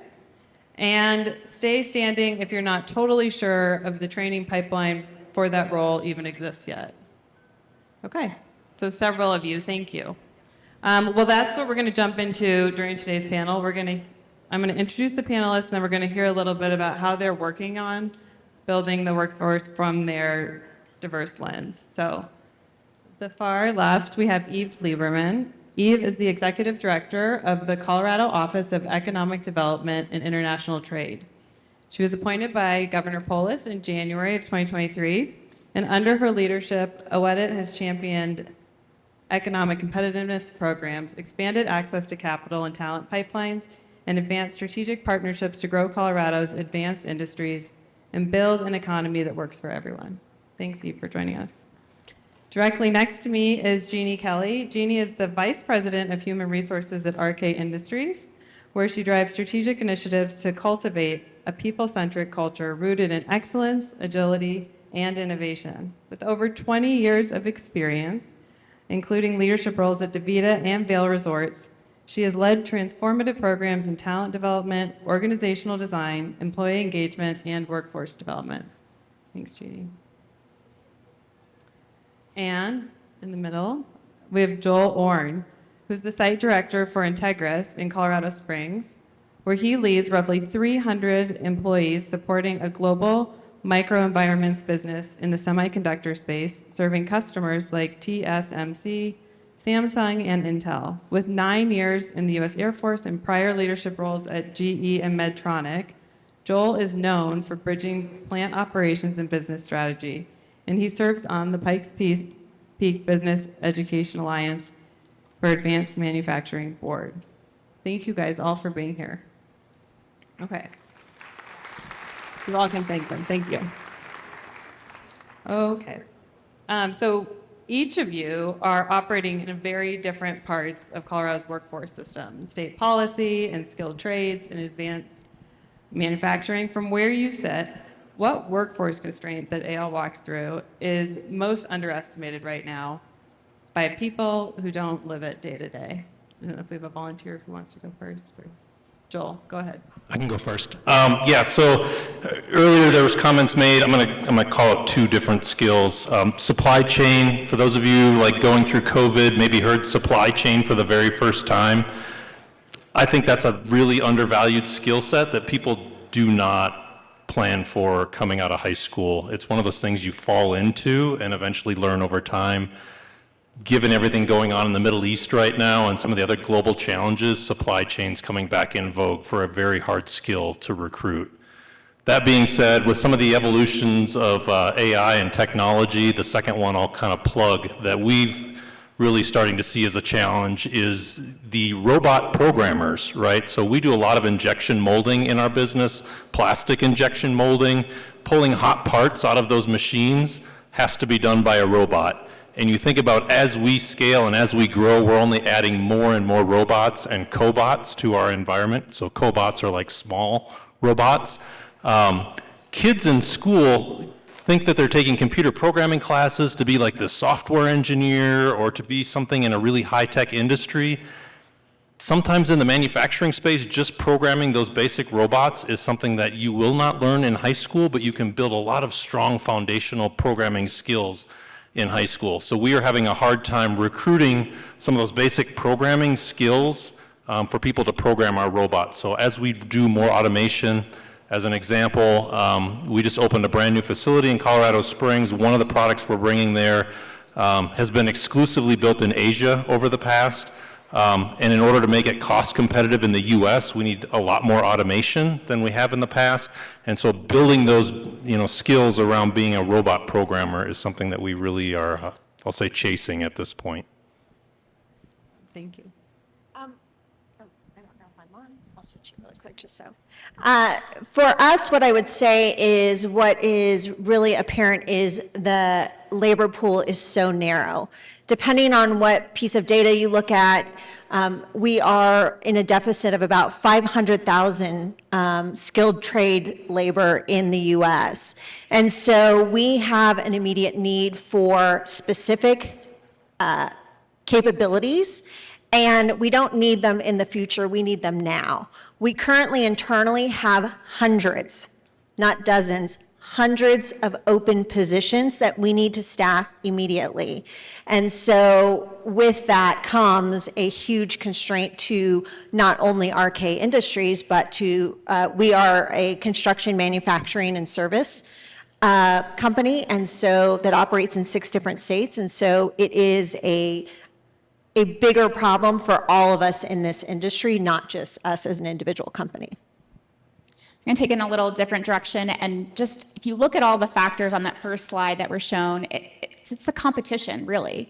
And we are competing with not just states, but other countries in this talent war. And we face enormous headwinds as a state. We're working on them. So, we're working on a lot of housing finance programs to build 9,000 housing units in the last 2.5 years through our office. But we have to really double down and cannot take for granted our most competitive advantage, which is our talent. And so, we all know the statistics. We have the 2nd highest educated workforce in the country, 10th highest labor force participation, and that's across all these in-demand industries. And we see a lot of growth in that area, but we can't just rest on our laurels, because you have states like Virginia that are spending as much on their talent retention programs as they are on their economic incentives. And so that's a signal for us to really pay attention and address this really big pain point for employers. So the governor, the administration has doubled down on that, over $1 billion over his administration, Governor Polis' administration. Director Joe Barella has his leadership in this creating a state apprenticeship agency, transformational. At OEdit, what we're doing is we created a talent innovation office in the last year, led by Misty Ruthin, and we are working in close partnership with Dr. DeSantis, the Chancellor of the Community College System, on a career navigator, so that when primary employers we're helping to recruit to Colorado have a front door to the community college system. We're working with aerospace companies, helping them with transitioning military members that already have a clearance, get access to those aerospace, hundreds of aerospace jobs. And we're working with many of our amazing semiconductor companies, along with Arizona and New Mexico, neighboring states, to work on that talent pipeline for semiconductors. So we have to create, we have a sense of urgency on all of the above. Awesome, thank you. We're going to stick with you, Eve, and talk a little bit about what OEdit is doing. So we heard from Jeannie that the urgency is still a challenge. So across the programs that OEdit is driving, what are you doing specifically, or what can be done within the current system? Where does the talent not meeting up as quickly, and what can you do to drive more speed and to make it a better place for employers? I think when you look at the existing framework between the partnership between education and industry, that could be tightened. And we really need to listen to what employers are telling us, what the demand signals they're sending to us. But education institutions cannot be responsible for everything, obviously, but they can do about 80% of that. It's more than the majority. And that's creating, talk about the durable skills, talk about those transferable skills. How do you make employees, future employees, more resilient? That's the job of education. And what is the job of industry is the technology, the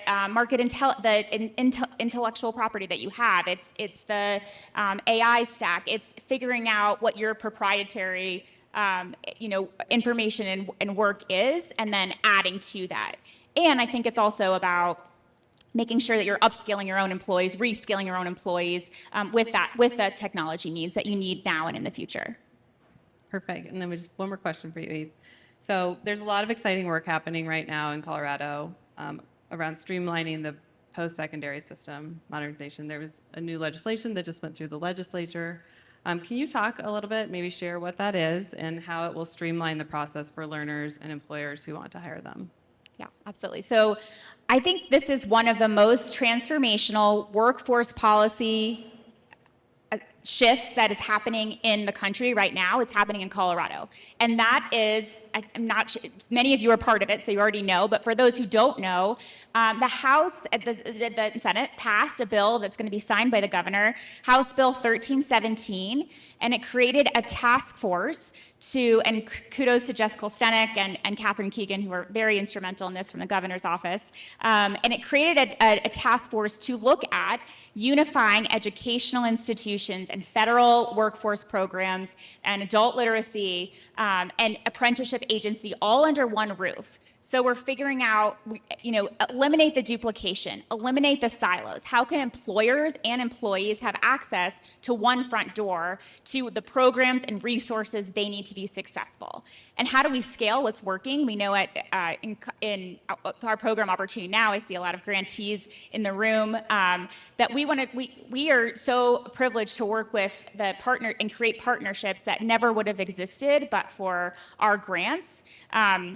Between industry co-leading that or leading it with educational partners who are so critical towards this work. Perfect. And then Jeannie and Joel, can you, and maybe go to Joel first, but where has the public workforce system helped you all scale at Integris? And where has it slowed you down maybe? Okay, two parts. What's went well, what hasn't went well. Thanks, Eve, for teeing that up on the Opportunity Now grants. In particular, Between Integris, Microchip, and InnovaFlex down in the Colorado Springs area, we were able to partner with Pikes Peak State College to develop a IET, or Industrial Equipment Technician program, to upskill our current workforce. Part of, especially at the entry level for a lot of manufacturing positions, they don't feel like they can accomplish more. They're not sure of what that path looks like. So through the Opportunity Now grant and really partnering with the other businesses in the area, we're able to provide some pathways to upskill those individuals already in the workforce. On the other half of that, or the other side of that equation, really trying to find pathways for people coming out of high school. I mean, let's face it, there's a lot of kids that just don't like school, right? So you put a college path in front of them. Even 18 months at a vocational college or vocational school sounds like mission impossible. So we've been partnering through Pikes Peak Business and Education Alliance to connect directly with some of those advanced manufacturing programs in the high schools and really trying to meet the kids where they're at. We're trying to understand, like, what types of skills are we looking for, and showing them opportunities where they can come to work right out of high school and then grow their career paths along the way. Second half of the question, what hasn't gone well? I think translating those skills through the recruiting community and then into those community business partners is a real challenge. Like, getting them to understand what we're looking for and then trying to find those skills can oftentimes be a little bit of a needle in the haystack. So I think some of this coordinated effort through the state to provide more of that singular door or pathway for us as employers can really help. I'll piggyback off of that. One of the challenges that we have seen is around credentialing versus competency. There is a ton that is higher education, and post-secondary is focused on very broad general studies versus the actual needs that exist within the industry or to an employer. So there seems to be a discrepancy right now that we are looking at, where we have found some success is with employer-led collaboratives. I think someone mentioned earlier with Colorado Succeeds and Project Scale, where we have taken, as an industry, we have come together to form a collaborative to make sure that we are building a talent pool that has the specifications and the capabilities and the competencies that we need for someone to come in and be productive right away. So I think translating credentialing to competency is really important. And I think also the speed, and I don't mean to hammer this, but when you're talking about hiring cycles that are only a couple of weeks versus a lot of these programs are semesters and cycles, program cycles, that isn't meeting the employers and the industry where they are at. So let's talk about some of the trade-offs that are inherent in building talent at scale. So Jeannie, RK Industries is scaling thousands of skilled trade roles, right? I think I read 3,000 recently. Yes. Yes. While running accredited apprenticeship programs. We've heard a lot about apprenticeship programs today. What is the hard trade-off between cost, speed, and flexibility? And how have you accepted or to make that work? Yeah, I think there's a balance between the short term and the long term. Some of the concessions that we've had to make around speed and productivity, number one, from an apprenticeship and an internship program that was talked about so much this morning, or not this morning, I guess an hour ago, that's a long-term play, right? That is to make sure that we have a pipeline that can help sustain the growth that we have not only today, but for the future. In the short term, what the constraint exists that we have to balance is to speed, which comes with flexibility and cost, right? Particularly around costs, what that may look like is we have to pay a premium for labor, a premium for recruiting, supporting, and or delay some of the projects that we are, or defer the projects that we would normally say yes to because the talent pool does not exist. Okay, and Joel, Integris, no, you guys know what's coming, so it's great. Integris is building leading edge semiconductor manufacturing capacity in Colorado Springs. You've shared a little bit about that. What workforce capability is hardest to build fast enough, and how are you redesigning your roles or training to make those skills learnable? Yeah, it's interesting. This one actually comes down to basics. When you're thinking about like pushing the edge on technology, computer chips are only getting smaller, technical requirements are getting tighter, tougher to meet. Honest to God, like some of our toughest challenges are back to like just basic electromechanical skills. I'll talk about the injection molding kind of side of the business. A lot of that used to be really strong in the Midwest of the United States. Just that core strong mechanical aptitude. In the late 90s and early 2000s, there was a big push for a lot of offshoring of some of that technology to Asia, honestly, right? And some of that has never come back. So when we are doing recruiting for some of what we call tool makers, or people that are working on the tools and equipment that make our products, we either have to recruit out of the Midwest, which is even getting harder, or we have to grow it organically, right? And so we're leaning on some of the apprenticeship programs and trying to leverage some of the, I mean, Colorado Springs is like a mecca of Department of Defense and military, right? So looking for some of those people getting out of the military that have that strong mechanical aptitude, bringing them in-house, getting them into our apprenticeship programs, and really learning to grow that organically. Just reaching out, there's just not some of those hardcore mechanical skills being taught at the high school levels anymore. So having to create our own ecosystem, if you will. One of the trends that Eyal talked about was the durable skills. We hear about it a lot as we're helping clients shift and bring AI more into their enterprise and thinking about their future workforce needs. And you saw in the data that the employer community kind of backed it up, that the durable skills are really what are becoming, a bigger challenge or a bigger focus. So can you each talk about, all three of you talk about how we can do better at training for that, or how you are measuring for it in your hiring or even in your performance management practices? What does that look like for each of you in your different roles? I think when you look at our Opportunity Now grantees, there's a significant pattern that emerges, is that there's durable skills built into the programmatic design at every level. And so when you think about, the healthcare sector, Servicios de la Raza is one of our grantees. And they have an 87% retention rate. And why is that? Because they're investing in things like wraparound services and mentoring and coaching and teaching those skills that are, leadership skills and conflict management, things that, shouldn't really be taught. If you're talking about ownership and roles, shouldn't really be taught by employers. So it's really exciting to see some of our grantees understand what that looks like, what their roles are, and what the handoff looks like from education into industry. And especially, we talked a lot about quantum and AI. The pace of technology is so rapid right now. We don't know what the next 3 years of AI platforms we're going to be using are. And so I think that's the job of the educational institutions, also, in partnership with government, to really focus on investing in those durable, transferable skills that make for resilient employees. Yeah, and I'll take the leadership skills like one step further. Problem solving, like kids do not seem to be learning problem solving in school. We talk about the iPad reference, right, where the 8-year-old on the iPad is not learning durable skills. Many of the college graduates even coming out on a manufacturing floor and having them look for like waste or inefficiencies or root cause, problem solving types of thinking. They do not seem to be taught that in school anymore. And it's something that they have to learn once they get into the workforce.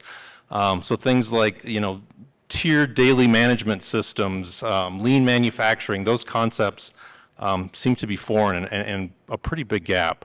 Integris 2022, we launched a OLDP program, or our Operational Leadership Development Program, where we do rotations the first 3 years in the program, where they do a year as a supervisor, a year in continuous improvement, and then a year in some sort of sourcing or supply chain role, really to help them round out their basket of skills before they are forced to kind of pick their first full-time job. So I would say problem solving for me is one of the durable skills I see the biggest gaps on. Yeah, critical problem solving is something our head of IT and I talk all the time about, like, what in the world? Where did it go? It disappeared in the early 2000s, apparently.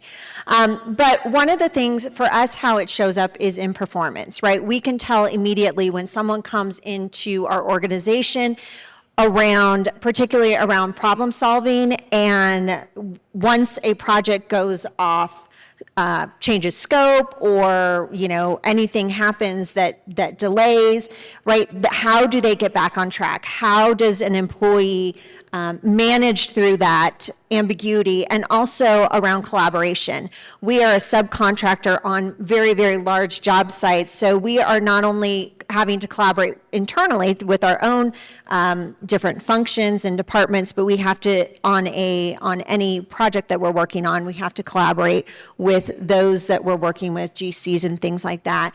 And so for us, similarly, we have spent time and energy and resources to revamp our corporate university program so that we can make sure that we are building those skills and honing those skills internally, and using very real life practical curriculum versus very obscure, here's what you do and when something happens. So we're spending time and energy and resources there, and also trying to make sure that it is embedded culturally as part of the norms of how we role model and show up as a leadership group. That's great. Thank you both. Thank you for the answers. It sounds like a lot of training at the employer level, really, rather than specifically only hiring. So that's exciting. Okay. So we made it to our last question, where we're going to do the fun part, which is making predictions about what's going to happen in the future in public for everybody to hear. Okay. So if we reconvene this panel in 3 years and looked back, what is, from your perspective, the one workforce decision or missed decision that you think would matter most for Colorado's competitiveness? And Eve, we'll start with you because I think you think a lot on a daily basis about what we're doing to be more competitive. Yeah, I think I have to go back to what we're doing with 1317 and this complete paradigm structural shift. I think it's going to be just truly transformational and ensure that Colorado maintains its strong talent advantage in a really competitive space. But I also want to flag for you, I think there's something on your tables to remind you as well, but I think there's one thing I think, as OEDIT, we have taken on more of the responsibility of helping to, and will maintain that responsibility even where there's this new workforce effort, a unifying agency, is making sure that we have tools for existing businesses. So this is really important for RK Industries because I know you guys are scaling massively ahead of schedule, which is really exciting for us as a state. But I just want all of the employers in the room to know that June 1st, please apply to our Opportunity Now tax credits, which could be up to $15 million. And this is important because there's not many tools for existing employees. And so this is one of them that we've created in the last couple of years. And so that, along with apprenticeship tax credits, intermediary tax credits, these are things that help retain our existing talent and our existing employers, which is so important to ensure that we remain globally competitive. Yeah, I think 3 years from now, right? Crystal ball time. The traditional career framework or career ladders, I feel, are going to be under the crosshairs for the next few years. When we think about career progression and skills and roles and what do you need to do to get to that next level, I think for decades we've kind of lived in that checking the box, like, oh, I need these certain skills to get to that next level. With AI evolving, I think there's going to be a separation between skills and roles. To where we need to think more about how do we advance our human, capital while working alongside of the AI automation that's going to evolve, right? Like there's going to be repetitive tasks that are going to be shifted away from traditional roles, and I think we really need to think about our human skills as they progress through their careers, as opposed to just thinking skills and roles are directly tied. I think in 3 years, if we can bridge the gap between the needs of employers and the systems that exist, we as a state can become a place where companies can come and scale very, very quickly because the talent exists, it's ready, and it has the specific job requirements needed to fulfill whatever positions. For me, what I would say that if we focus now on modernizing our education design and what that looks like and how we meet the needs of the industries that exist here in this state versus these broad general studies that have value in certain circumstances, and in others there are very specific ways in which we can modernize the capabilities and the competencies that we are building through our education systems. Well, thank you. Please join me in thanking our panelists. Really appreciate hearing your perspective. Okay, from here, I think we have another video where we're going to hear about some of the leaders in the community who are focused on workforce every day. Workforce leaders here in Colorado are also looking at data as a critical component of shaping their strategy. So we asked the same question for workforce leaders. What is one data point that is shaping their strategy? And here's what they said. Hi, I'm Lysandra Gonzalez, CEO of Rocky Mountain Partnership Cradle to Career. Across Colorado, more than 826,000 young people up to age 35 are not meeting key milestones that shape whether they are prepared to thrive in life, career, and ultimately contribute to a strong Colorado economy. And when we say milestones, we are talking about things like being ready for kindergarten, reading on grade level by 3rd grade, graduating from high school, and going on to earn a credential or degree that leads to a good quality job. For us, that is not just an education issue, it's a talent pipeline issue. There are many, many strong efforts happening across Colorado, but they're not always aligned in ways that improve outcomes at scale. At Rocky Mountain Partnership Cradle to Career, we bring together partners across education, business, workforce, local government, and community organizations to align around shared goals, shared data, and shared accountability.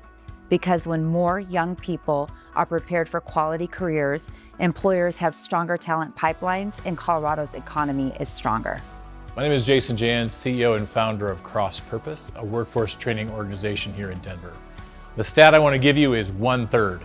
That is how many people in our workforce can afford to buy a home in this city. To have a stable city, that number needs to be about 2/3, double. And so if we don't really work on housing and on wages, we actually won't provide a place where companies can stay and really plant deep and get the employees they need to stay long-term for them to be profitable and flourishing in our community. So at Cross Purpose, we're incessantly focused on skilling up our families so that they can get career-level jobs and be able to buy a home, as well as once they graduate from our program, becoming homeowners through our wealth building program. Hi, I'm Lloyd Lewis with the ARC Thrift Stores of Colorado, New Mexico, and Texas. Colorado continues to see strong demand for entry-level workers, as we all know. Yet many individuals, especially those with developmental disabilities, remain underrepresented in the workforce. That gap is both a challenge and an opportunity. At ARC Thrift, we're focused on creating pathways to employment by investing in inclusive hiring, job training, and long-term support. We partner with local organizations to help individuals build skills, gain experience, and stay employed. For us, the data reinforces that when businesses expand who they hire and how they support employees, they not only strengthen their workforce, they strengthen their communities. I'm Lee Wheeler-Berliner, Managing Director for the Colorado Workforce Development Council. One data point that has highly influenced on our strategy was reported in the 2025 Talent Pipeline Report, and that is 4 million, 22%, and 23%. Our state expects 4 million job openings between now and 2034. 22% of those will be in the top jobs category, and yet an additional 23% are going to be in a group of jobs that are very entry level, are providing low wages, much less than the median wage here in the state of Colorado. The reason why this matters is that if we are to create and enhance a strong talent pipeline, we need to think about how we create those pathways to those top jobs with high quality education and training programs here within our state for Coloradans, And also, how do we ensure that there's good career pathways from those entry-level positions into that middle bucket? 55% of the jobs that will be hired over the next 10 years are not coming from either of those two categories.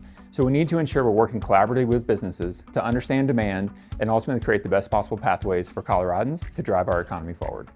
I'm Helen Young Hayes, the founder and CEO of Activate Work. AI has had a profound impact on technology jobs. In fact, the number of job skills in tech that require AI has doubled in the last year to 58%. We have responded in kind and are introducing a new data analytics course, which we launched last year. We're also leaning very heavily into cybersecurity training and cybersecurity apprenticeships. We have also deepened our focus on durable skills coaching, including communications, agility, critical thinking, and problem solving. These enhancements strengthen our learners' ability to meet the market where it is. Hi, my name is J.B. Holston. I'm the Executive Director of the Colorado Department of Higher Education. One data point that we focus on is the number of Colorado families that manage to find and sustain family-sustaining careers. And we in particular are concerned about and focused on the pathways that take them to those careers. We have a number of different initiatives that are designed to support better data, better outcomes. One is called the State Longitudinal Data System, where we're trying to track from really cradle to career how people are educated, how they're trained, and how that then leads to family-sustaining careers. We also have programs that the department oversees. One notable one is called the Colorado Workforce Integrated Learning. This is a grant that was started about a year ago. We're announcing this week 5 institutions that we're working with to really look hard at how you integrate work into learning to accelerate the number of Coloradans who get those family-sustaining careers. And then finally, we work very closely with all the institutions of higher ed to make sure that everything they're doing is designed to accelerate Coloradans towards those kinds of outcomes.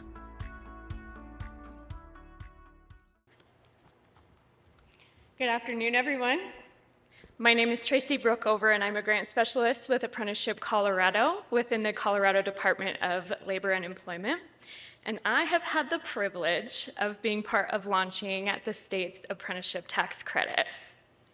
So you, as leaders in business, education, and workforce system, are navigating a very difficult and conflicting data signals. So the essential question is, how do you build a robust talent pipeline, retain top employees, and also grow your business? Registered apprenticeship programs are not just a training mechanism. At Apprenticeship Colorado, we believe that they are the future of work. And I've heard from a few of you that you also have that same vision. A registered apprenticeship is an industry-vetted, nationally recognized, and high-quality career pathway where employees can develop and prepare their future workforce. Historically, apprenticeships have been associated with the building and construction trades, but critical workforce challenges today are emerging in other sectors that have been traditionally underrepresented in the workforce or the registered apprenticeship model.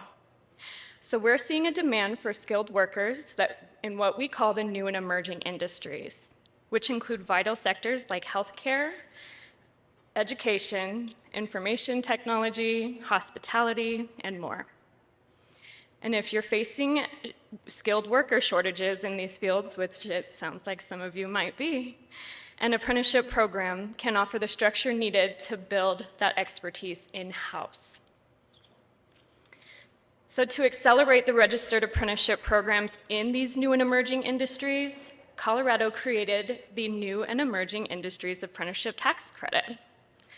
So this tax credit that was established by House Bill 24-1439 is an incentive designed to help subsidize the costs associated with starting and sustaining an apprenticeship program, providing financial relief, especially for small businesses. So here are some fun things that you get to know. This is a refundable state income tax credit. and you can claim up to $12,600 per apprentice per income tax year. A qualified taxpayer can claim up to 10 apprentices per tax year for a maximum potential credit of $126,000 per tax year. I'll say that again, $126,000 per tax year. This incentive has $15 million available annually through tax year 2034. And importantly, these tax credits are granted on a first-come, first-served basis. So to be eligible, you must employ an apprentice in a registered apprenticeship program for at least 6 months in a tax year. And the apprentice's occupation must be classified as new and emerging. So my call to you, if you're a business in the healthcare, hospitality, education, information technology, or another emerging industry, and you're ready to explore the registered apprenticeship model, if it's the right solution for you and your business and training needs, then Apprenticeship Colorado can support you. So the first step in utilizing this tax credit is to develop a registered apprenticeship program. And if you have a work-based learning opportunity now, we have staff that can help walk you through every step of the way and support you with anything and everything Apprenticeship Colorado can do. So I can encourage you to take a peek at your rack cards that we have on the tables. We have a couple here up front. If we want to connect later, you can get more information. There's a QR code. And you can learn about eligibility, starting a program, and the application process for the tax credit. I hope to see you all soon and get many emails from you. I'm excited. So thank you so much. And now I have the pleasure of handing off the mic to Andy Tonsing, the Vice President of Future of Work at Stand Together. He's an experienced philanthropic and business leader. Andy is dedicated to advancing innovative work and learning models that help people unlock their potential. Thank you.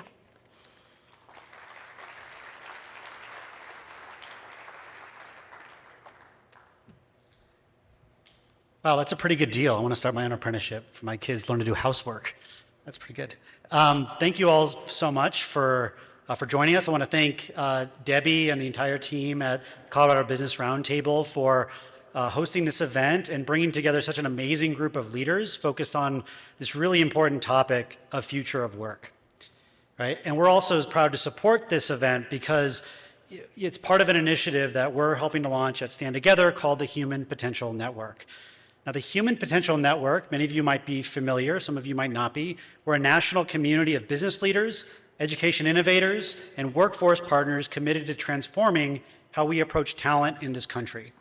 We've heard throughout today that we're at a critical moment, right? Businesses are facing disruption due to technology, AI, generational change, and differing expectations of people coming in to the workplace. And amid all this, it's getting even harder as businesses to secure the talent that we need to win in an uncertain future. But there's another side to this equation as well.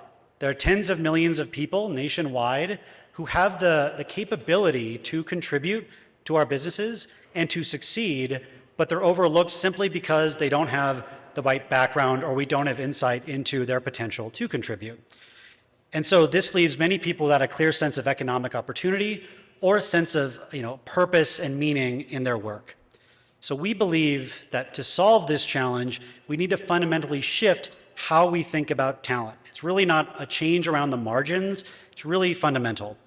And so instead of over-indexing on things like pedigree, like if you look at our workforce system, it really goes back to very, very blunt proxies around pedigree or credentials alone. Instead, we need to focus on the unique potential of every person. Right? Their acquired skills, their natural talents, and their capacity to grow. To get this right, if we get this right, businesses will better access the talent that they need to win in an uncertain future, and millions more people will be able to access, economic mobility, purpose, and ultimately the American dream. Right? But to do this, right, this is a big thorny problem. Sounds easy when I just say it like that. But the change has to start with employers. And that's why we at the Human Potential Network, we're bringing together hundreds of innovative business leaders from across the country who are actively transforming how they hire, develop, and advance their people. And it's not focused on how do we get the system to change, right? It's not focused, I mean, that's very important, but it's focused how can we take the leadership role and show others what is possible. And we do this through building peer community where leaders come together to learn what's working, learn from each other, and collaborate around real workforce challenges. Or we see dynamics where different companies come together and say, hey, we started an apprenticeship program that has a dozen people, right? And we're in our third year. That sounds great. And they meet a peer who says, yeah, we're in year 3 and we have 100. Well, that's amazing. How can we scale? How can we reset our expectations and try to scale this across our business? So through our Human Potential Summit and ongoing employer initiatives, we're helping surface practical models and proof points that are scalable across the firm, across industries and communities. And we support conversations just like this because we believe that this kind of employer leadership is essential if we're going to build a more inclusive and dynamic economy. So if this conversation resonates with you, right, if you're looking for peers, practical ideas, trusted partners, or resources to accelerate your work, we'd love to connect with you. In particular, we're going to be holding our Human Potential Summit this October, again in Deer Valley, Utah. If you want to return or if you're a business leader interested in joining that, we will be reaching out to find ways how you can participate. So again, want to thank you all for letting us join this event, and I want to hand things back over to Debbie.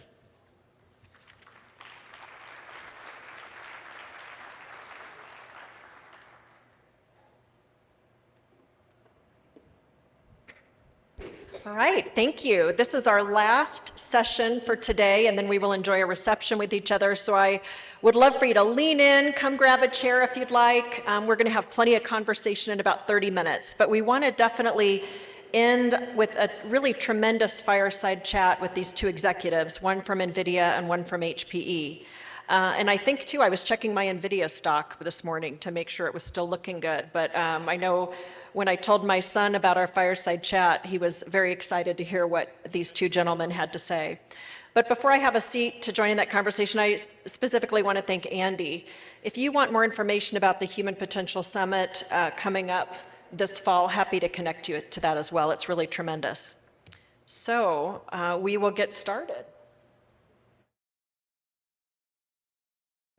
Is there another one? Okay, great, thanks.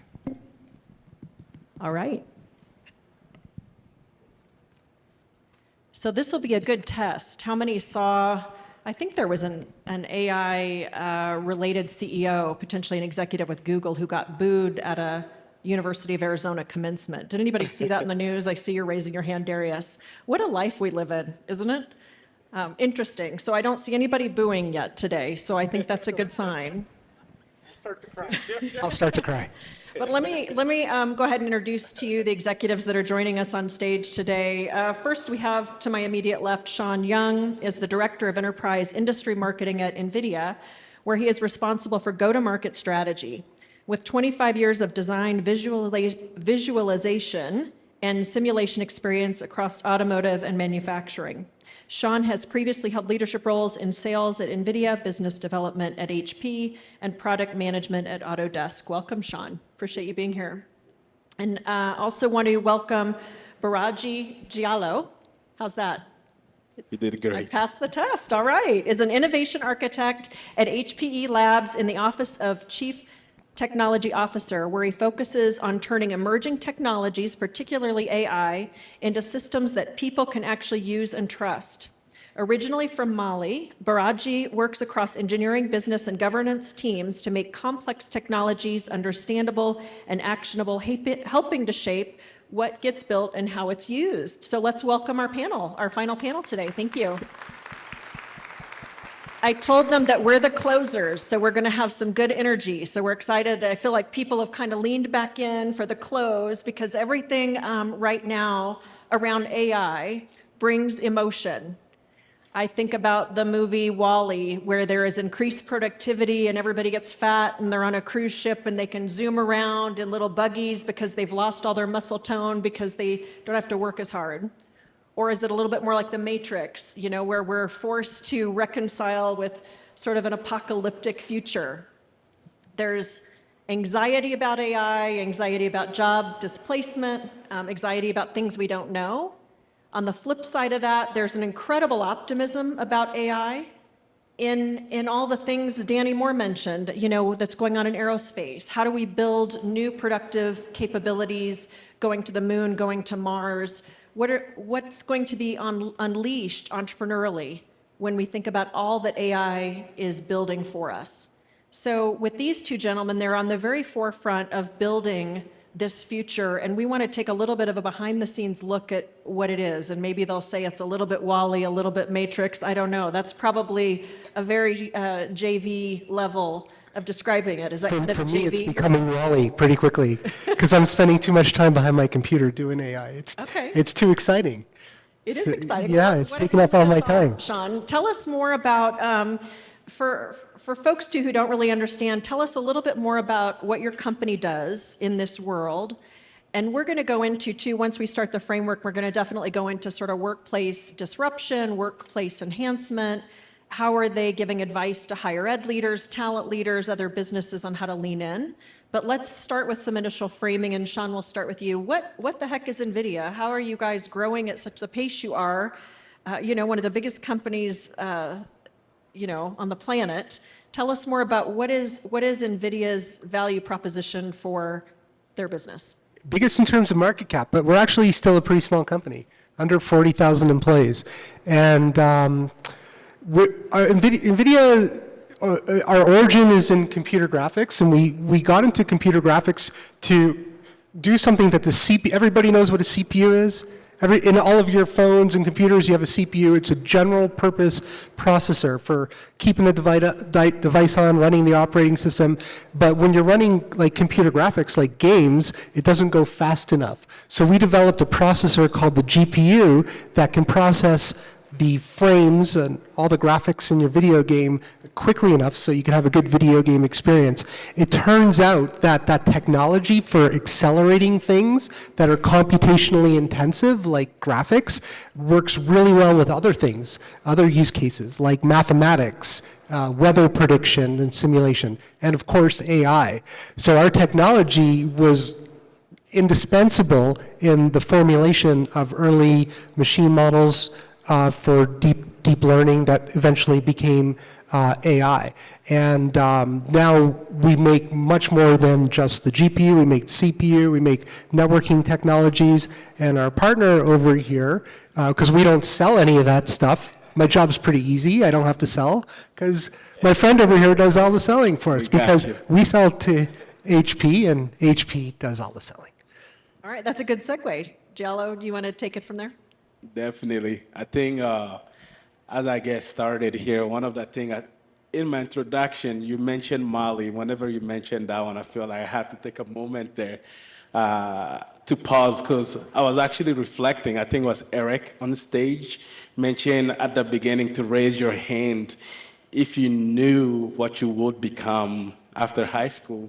That actually got me reflecting while I was sitting there, because the reality is, being on the stage like this, I don't take that for granted, because I came from a place where access to electricity itself is an issue, let alone being in a room like this to talk about AI, which is a powerful thing that changed quite a bit.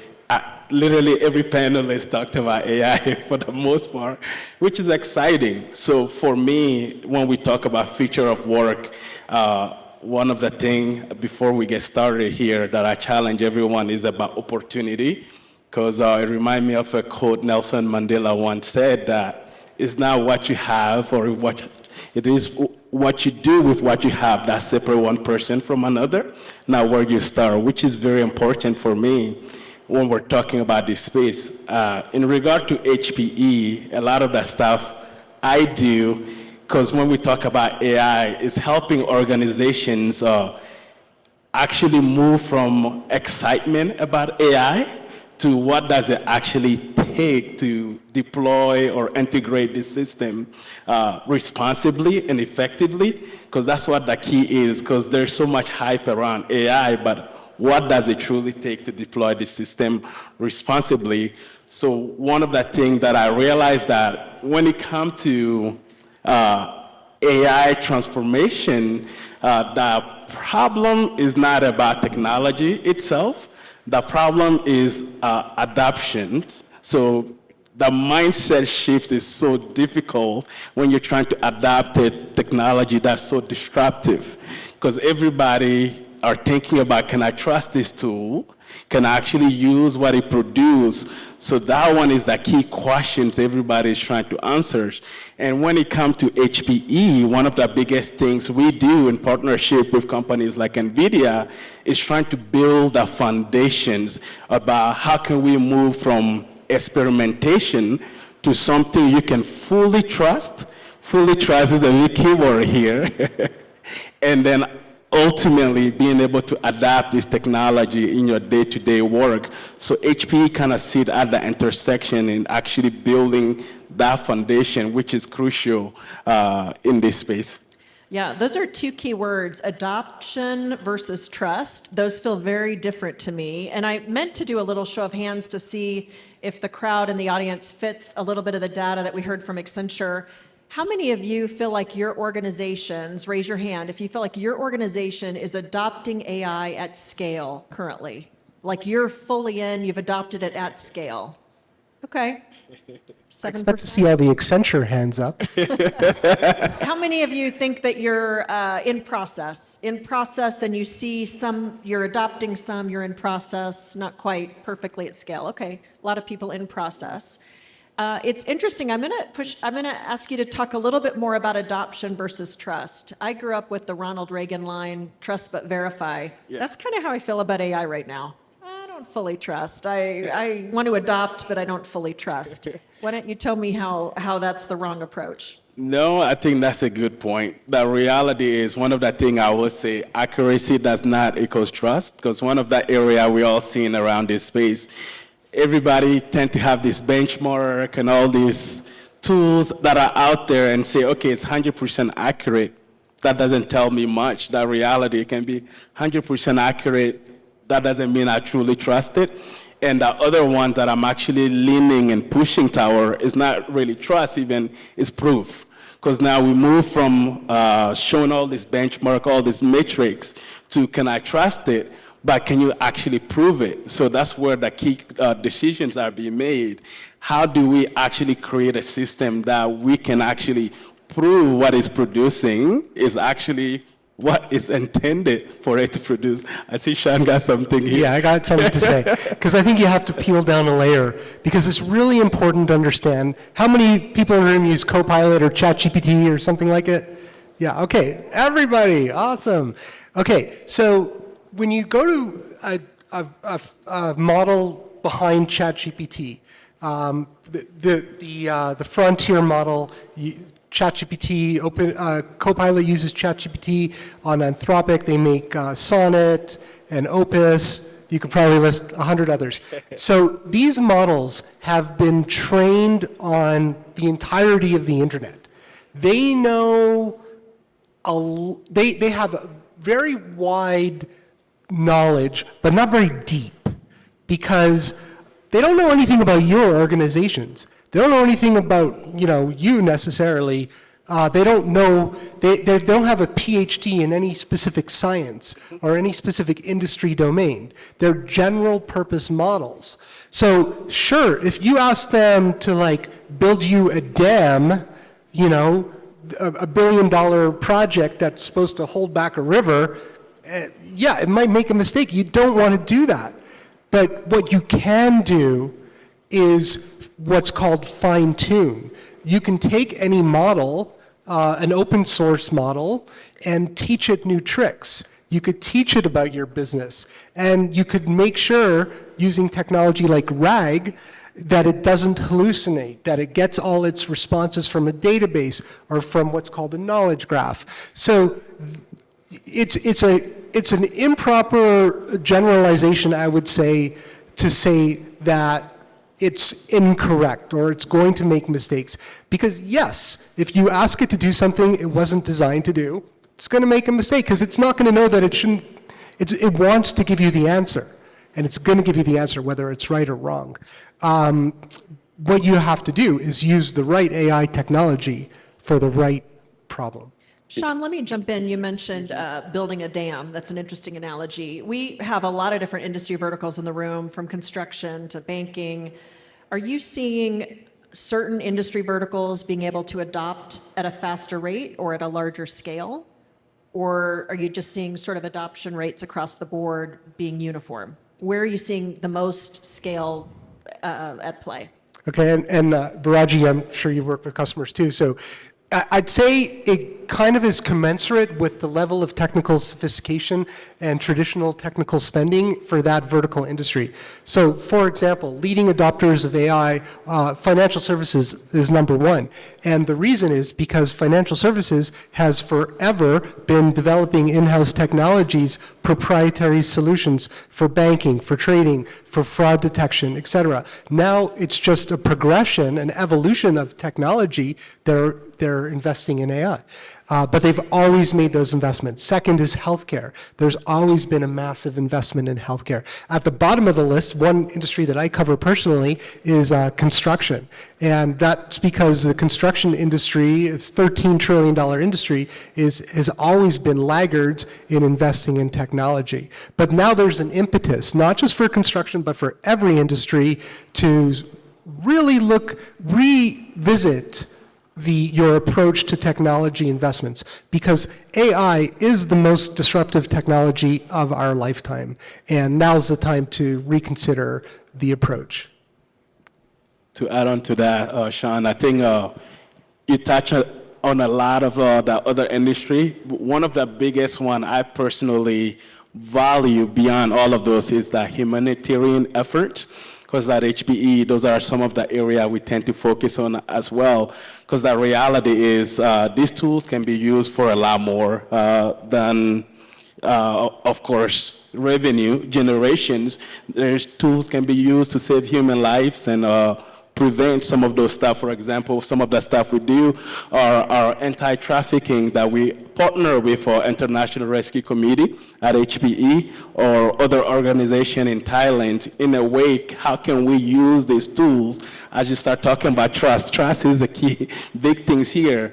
But to be able to detect some of these problems before they occur, and a lot of these organizations, nonprofits, we have partnered with them to actually deploy this AI, these agentic tools, able to not only help first-line responders, but help the survivor themselves when it comes to job reintegration, which is key in those spaces, because a lot of time when people get themselves out of human trafficking, for example, the number one way they go back into it is when they're looking for a job. So AI is, in a way, helping in so many spaces. But to add on to some of the stuff Sean was saying, to me, that's one of the crucial one.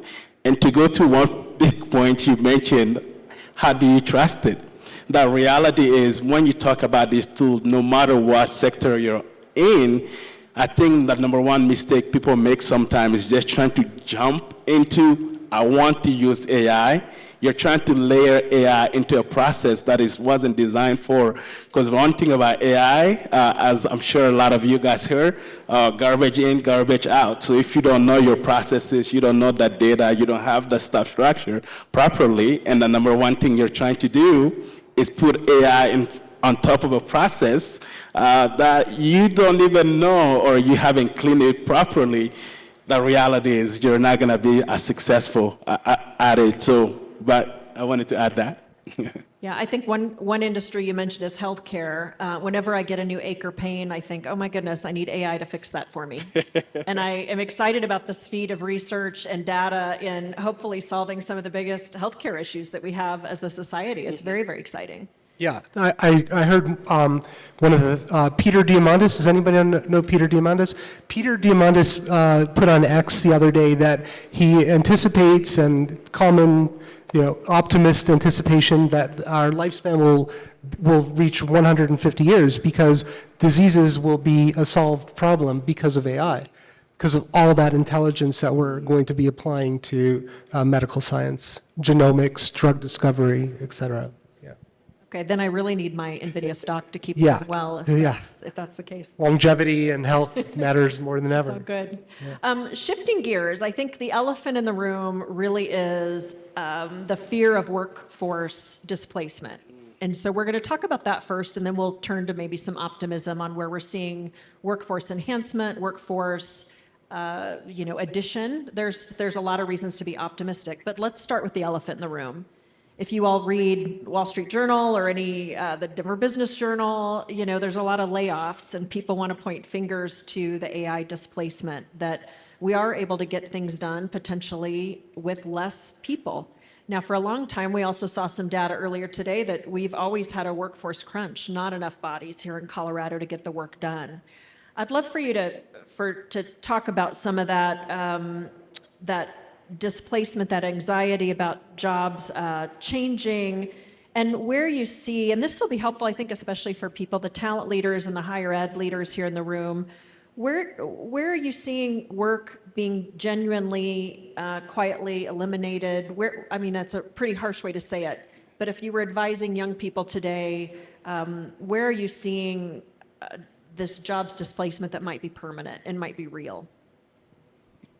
I can take a first crack at it. I think for me, sometimes when people start, whenever you have a new transformative technology like AI is, there will always be job changes, but I wouldn't say it will eliminate jobs in the sense of there's always a mindset shift you gotta have in here, because the question we have to ask ourselves, what is AI actually enabling us to do? Because the reality is it will replace some of those low-level tasks that are repetitive, but the reality is it's still a machine. Because I think everybody's saying AI is thinking is all about probability, is predict things. It have massive amount of data that is using to predict the next things.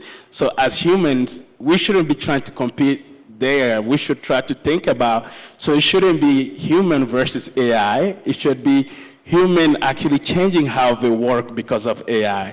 So when you think about how you change how you work as a company, as an organization, we have to think about, okay, what is AI actually enabling this next person to do now? We don't need to do this manual work. We don't need to summarize all these documents. We don't need to do this repetitive work, because this can be done a lot faster now with these machines that are way powerful. So the question we ask ourselves after that is, what is it enabling us to do? I think that's where the mindset should be, because the reality is, I know Sean, Debbie, and I were talking, and we're trying to see who said that quote. We think it might be Jensen, is that AI is now going to take your job, but those that use AI will replace those that do not. So which is the phase we are in now. So learning is crucial. So the mind shift need to shift a bit, so it's not fully focused on replacing your job. Its question is, what does it enable you to do next now, not that you have AI helping you? Yeah, Baraji, I think for me, one of the key words you mentioned there was transition or transformation. And I know people have anxiety, like moment to moment. There's headlines and this and that.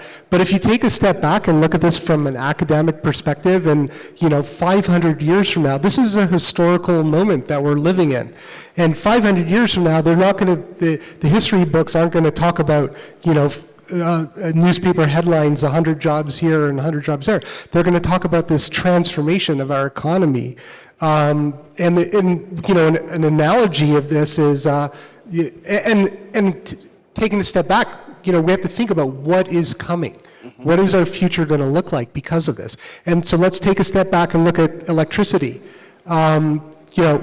Electricity changed the way we work. You could say steam did, but let's just talk about electricity. Electricity changed the way we work, and it changed the way we live. We got factories, we got mass commerce, we got cities. Jobs changed from rural agrarian to line workers. And when electricity came around, and we were all looking around the light bulb and saying, is this all we get? All this for a light bulb? But that's not, we couldn't imagine at that time that I'd be talking to you about AI, which wouldn't be possible without a GPU, which wouldn't be possible without a computer, which wouldn't be possible without so on and so forth, leading back to the electricity. So, yes, Jobs are going to change. The world is going to change. But, this is your opportunity. You're all entrepreneurs, I'm assuming, most of you. This is your opportunity to do something about it. This is at transformational moments, disruptive moments like this is where opportunities are born. And we're not trying to say we should go back to a time without electricity. I heard it framed that way once, and for a non-techie person, and I don't know if anybody else can relate to that, it was transformative to me to think about it in that way. This isn't just a new, Apple product. This is a complete new system that everything plays within. And so there will be, some potential displacement, but really the transformation is what to focus on in terms of being very inspired. I would say there's a handful of entrepreneurs probably in the room, but more than that, there's people who are entrepreneurially minded. So thinking about resilience, what we tell especially, generations younger than me about resilience, and I do use AI every day, by the way. I'm very proud of that. But for my kids who are all adult workers out there, for them to have resilience even more, to pivot even more quickly, to make sure they have the right certifications, the right training to jump in, I think is the only way they're going to really take advantage of what's coming. Don't you think? Like everybody needs to be very prepared for what's not just not coming, but what's here already. Yeah, I have 2 kids in university in Colorado, CSU. Just graduated on Friday for civil engineering, environmental engineering. Yay. Almost home free. I got one more. The other one's at School of Mines in mechanical engineering. And School of Mines in mechanical engineering has AI programming with Python and all that integrated in the curriculum. CSU does not yet. And here I am, my job every day is talking to people like you about how, you really need to start hiring people who know AI. And my kid is graduating as an engineer. I'm sorry if you have CSU people in the room, but this is your wake-up call. You need to incorporate AI into the curriculum because employers are expecting graduates to understand this language. Who else is going to know about how to do this stuff? It's the young people, the AI natives, the kids that were born with an iPad in their hands. And let's jump into that more, and Baraji, you'll have a comment here too, but that was the next question for me, especially because we do have a lot of workforce partners, talent creators, higher ed in the room. Where do you see how AI shapes what they're doing? It's got to be return on investment, scale, speed, relevancy, everything related to that training. And to some degree, you've got professors who have maybe been teaching the same way for decades, and they aren't up to speed on AI. How would you advise some of our higher ed leaders on how to integrate it into what they're doing already? Yeah, I think what AI has started, because if you think traditionally when it comes to learning, a lot of them, for the lack of a better term, is linear, versus AI have multiplied everything at this point right now. And the biggest thing for me is about adaptability. So that's the keywords I like to use when it comes to that time and space we're in right now. We need to be adaptable and we need to be able to move faster. Because the reality is one thing you learn today, next week, if you're in this space, that will be absolute. So a lot of time I get called into this training. They're like, whatever, you already trained me, you already told me about this thing. I'm like, no, forget what I told you last week. That one is absolute now. Now this is the new thing we need to learn. We need to move. So adaptability and flexibility become the key things right now. And especially in our classrooms, the curriculum need to adapt to be able to meet the demands of how fast this space is moving. Because I don't think we're at a position right now where this is going to stabilize anytime soon, which is not a bad thing, because the reality is, I don't know if any of you used these models, let's say even 3-4 years ago, some of them were terrible. But coming fast forward to now, some of them came a long, long way. Me and Sean were talking about developer tools we use to create softwares, and we're just talking about all these different tools we use and not use, why we don't use some of them. So the key now you need to be adaptable. Not only adaptable, one of the things I mentioned earlier, because one of the biggest mistakes I mentioned is people like to just put AI on top of an existing process, that's not the space we're in. You need to redesign your workflow intentionally. Intentionally is the key word here. If you're not redesigning your workflow intentionally, I'll urge you to pause to say, what are you actually doing? Because if you're just putting AI on top of a process and you're hoping for it to work, it's not going to work, because you can create those prototypes very quickly, but ultimately you need to be intentional and adaptable. Let me push a little bit more on this, and maybe this is for you, Sean. If I think there's sort of an individual responsibility for us to make sure we individually thrive in this new economy. We've got to take some of that on. Look, there's certificates online. Christine, you and I work on some of that. Like there's even free training out there that everybody could go to tonight and become more fluid in AI. But specifically for talent leaders, people who are creating systems, a lot of them in the room, how do they, is part of it just like do it, get it in there? Like there's no perfect system, and it's never going to be on the cutting edge, because the cutting edge changes daily, right? But just get in there. Yeah, like Baraji was saying, I mean, honestly, if you go take a course that was published like 3 weeks ago, it's outdated and it's crazy. Doesn't that just add frustration? Like, how does a leader, I mean, how do you even do that? You'd be revising your curriculum every Tuesday. Like, that's not practical. We update our, NVIDIA, by the way, if anybody's like serious techies in the room, NVIDIA has something called Deep Learning Institute. So if you go to our website, there's tons of free courses, lots of tech, and we update them all the time. But what I do, I don't do that, but what I do is I live in Fort Collins. On my way home, if I have no meetings today, I'm going to turn on audio voice mode on ChatGPT, and I'm going to talk to it. Today, my topic is knowledge graphs, and I'm going to ask it to teach me about knowledge graphs and how I use knowledge graphs with MCP servers to eliminate errors and optimize processes with AI. You could all do the same thing. And the thing is, when you're talking to an AI, there's no stupid questions. You don't have to be embarrassed. And it just about knows everything. And if you're asking it about AI, that's what it knows really, really well. So you're in good hands using AI as your teacher for AI. And you could just talk to it. And actually, to add on to some of that stuff, Sean, as you were talking, that came to mind, especially at HPE. I know there's a lot of leaders in these rooms.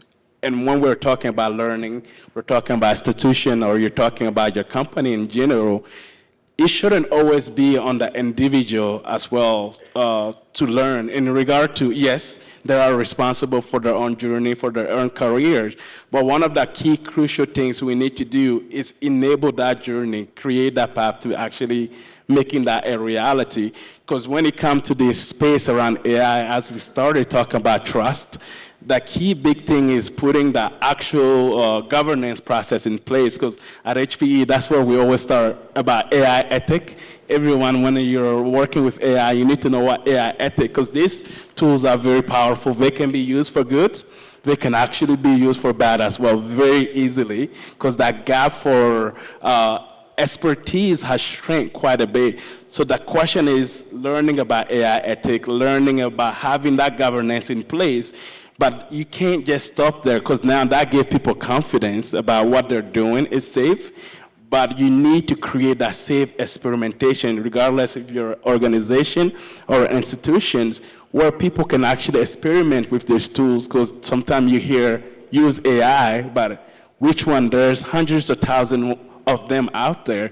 So it's on the institutions or the organization sometimes to put that learning path forward where people can come and learn and adapt as they move. Yeah, let me double check on this. I think what you're telling leaders in the room then, and again, private sector leaders, anybody who's a leader of an organization, is prioritize that this is important for their team, because you're wanting them to build these skills so that they can be productive within the current environment, make sure they're utilizing their skills to the fullest potential, but make sure as leaders you allow time, training, and some fluidity. Exactly. Okay, that's great. Sean, you have something? I think, yeah, kind of a counterpoint. I mean, yes, you as an organization, you want to think about upskilling, reskilling, and training, and providing those resources to your employees, and certainly sharing out knowledge as you learn, because whatever, if you get off-the-shelf training that's interesting, but it's not contextual to your organization, as your teams learn, they should capture what they learn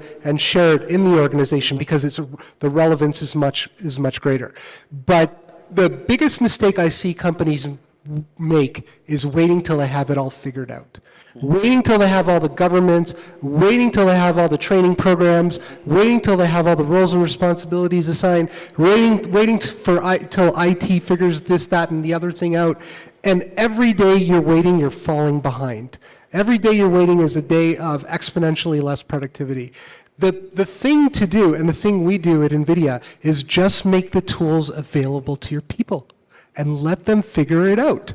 And in general, the tools are quite harmless. I mean, you guys know ChatGPT. It's quite harmless. Okay, so ChatGPT, Copilot, the other large language models, they're quite harmless. Make them available to everybody and inspire them to go and figure out how to use them. They tell you how to use them. You just ask. The first thing you type in is, how do I use you? And they'll tell you. So you don't need an instruction manual with these things. Just ask. And you know, we're at NVIDIA getting on to agentic AI. Balaji and I were talking about this. And have so what, you use ChatGPT, have you started with Claude Cowork? No, I'm on the spot. You're on the spot, Debbie. I haven't used Claude, but my team has. Okay. They've talked about it's our new assistant, Claude. So I'm excited to learn about it. Has anybody in the room used Claude Code or Claude Cowork? Awesome. Okay, all those of you who raised your hand, keep them up. Okay, anybody who's not addicted to it, put your hand down. Okay, you're all addicted, just like me. It's impossible not to be. And at NVIDIA, like my colleagues are saying, it's like when I was a kid and got my first computer. It's insane what it can do. And so like I wake up in the morning and like I need to like, before all my meetings start, I have to get Claude Cowork start. It's an agent. So it's doing the work for you. Instead of one question at a time, you say, I need to do a research project, you go do the research, and then when you're done, make me a PowerPoint, send it out for my peers to review, get their emails, review all their emails, make the updates, and let me know when you're done. And it could take all day, whatever, let it go. And it does, and it makes the PowerPoint for you. And you don't have to do anything. You could just watch TV. It's great. It sounded like half the audience at least was already in your camp using Claude. And Debbie, if I may, Ashan, you were talking. I know we're urging a lot of people in the room, go ahead, use the models, use AI. But one of the number one mistakes I have seen organization made, and even internally, is ultimately with all these hundreds of thousands of models out there, which one of these models fit my specific use case? Which one of these models fit the specific task at hand? And which one of these models fit my job? Because that's the questions people ask. Because sometimes organizations make that mistake saying, we have all these tools available to you. You should be AI native by now. Go ahead. Why aren't you AI native? None of these tools actually fit my job functionality, my job needs. So there need to be trainings that happen, because that's one of the area I focus a lot on, is how do I create recommendation engines? How do I create models that actually tell users what job this model is meant to help you for, what job or what is the task at hand that you should use this model for? Because the reality is, if you don't, it can be the most powerful models ever, but it's not needed for the task at hand. For example, whenever I am interacting with a chatbot, we're having a conversation back and forth, I love using Gemini, because Gemini to me typically is very good when I'm conversating back and forth. Whenever I need deep thinking, like I truly want you to think, don't just give me an answer, think about it. I like using Claude, as we were talking about there. And ChatGPT for me is that general purpose models of catch-all. But you need to know what is the model for. Otherwise, you will have a lot of frustration. These models are not trained to say no. They will hallucinate, they will always give you an answer. So it's very, very important to learn what is the models is trained for and to help you achieve. Let's talk quickly about ROI. I think, you mentioned that the financial industry has been an early adopter, with AI, because they have to. They have to make sure they're keeping their systems safe. What advice could you give us today on where you're seeing ROI show up today, knowing that AI investment isn't cheap, between infrastructure, talent, training, all the things? Are you seeing a specific example where people could really plug in? I have an example. I have so many examples, but I'll start off with one from this town. I can't name the company name because they didn't allow me to do it, but they bought an HP machine for a computer for $250,000, and they're saving between $250 to $500 million a year. How about that for ROI? So at a certain point, the cost is irrelevant. And I think, like Baraji and I were talking about this earlier, it's like when you operate from the perspective of the constraint, if that's your first question as a business leader, what is my cost? And it's prohibitive. That is, you're going to fail. That is not the question to ask. The question to ask is, what is the opportunity? What can this do for me? And then the cost is a function of that. So the customer I'm talking about is a construction company. Anybody in the construction industry in the room? Okay, yes. So they're an EPC, construction company, and they're responsible for the price they quote for like huge projects that could be $1 billion. So if they can get a better estimate on their quoting system, more accuracy, and reduce the number of jobs that they take on that aren't going to be profitable in the end, high-risk jobs, there's a huge amount of money to be made. They developed a simple AI with $250,000 of hardware to do automated estimation, and through better job selection and better accuracy on their quoting, they're saving between $250 to $500 million a year. And just, this crossed my mind, but you're saying the technology is changing. How do they work with the changing technology? If they have that system today, how do you ensure that it's still going to, is it still relevant 6 months? How does that keep changing again, whether it's construction industry or other industry leaders? Yeah, I think in this AI space, there's a lot of focus on the actual models itself versus there need to be a lot of focus on the infrastructure that are put in place, the safeguard that are put in place, the human to actually support these models and make decisions. I think that's, to me, where a lot of the investment and decision need to be made and put in place, because the reality is, anything, in my opinion, that you design need to be model agnostics, meaning you should not be tied, in my personal opinion, to a specific provider, because this place changes so fast. And we're in this space that you need to put the right environment in place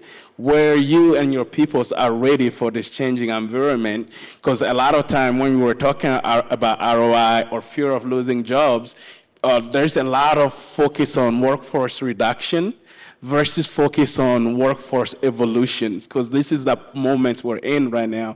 It's to evolve with this technology and to keep learning. So it's not about reductions. The question is, how do we evolve and how do we put the right infrastructure in place? How do we put the right safeguards and guardrails in place?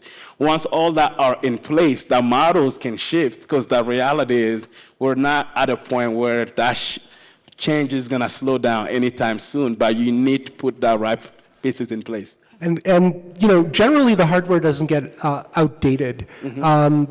So I used to work at HP, and we would sell super high-end workstations to engineers, and eventually they would have 3 years with the engineers, and then they would get handed down to the drafts people who didn't need those. At 3 years of age, they were still good computers, but they weren't the highest end. So then the engineers always got the latest and greatest, and they handed them down for another 3 years to the drafts people. They had 6 years at least of life. It's the same thing with AI. There's always going to be the latest and greatest technology, the new GPUs, but the old GPUs, the old technology still has a function. It's just maybe going to play a different role.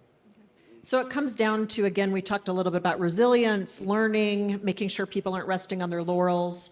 I really enjoyed that phrase, workforce evolution. I hadn't heard it quite that way. I've always thought about workforce transformation.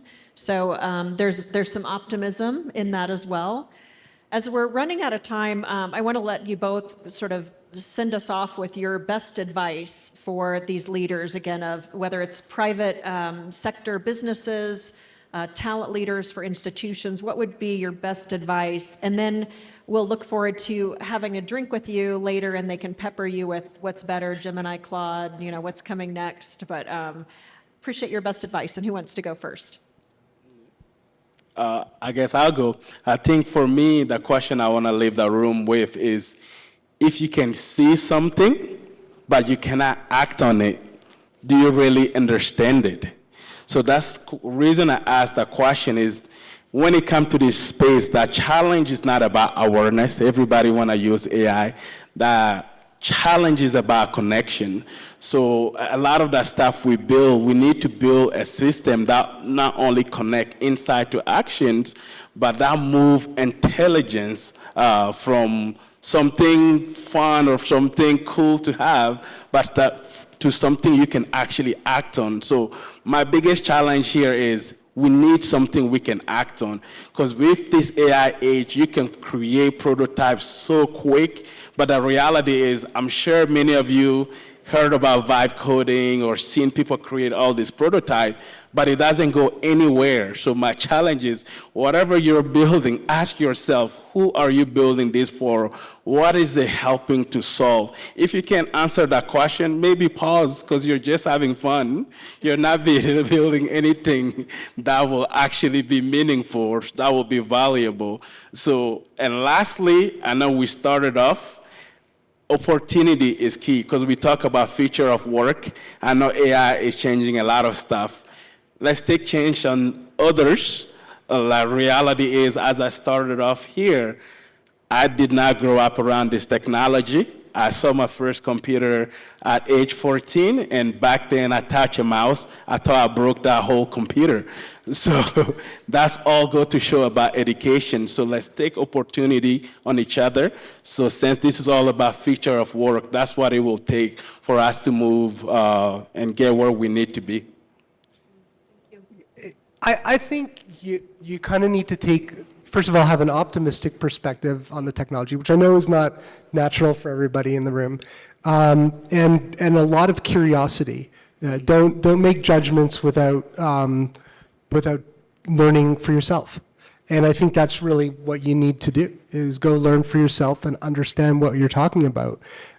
Try AI, use AI, and understand, the potential impact in your organizations.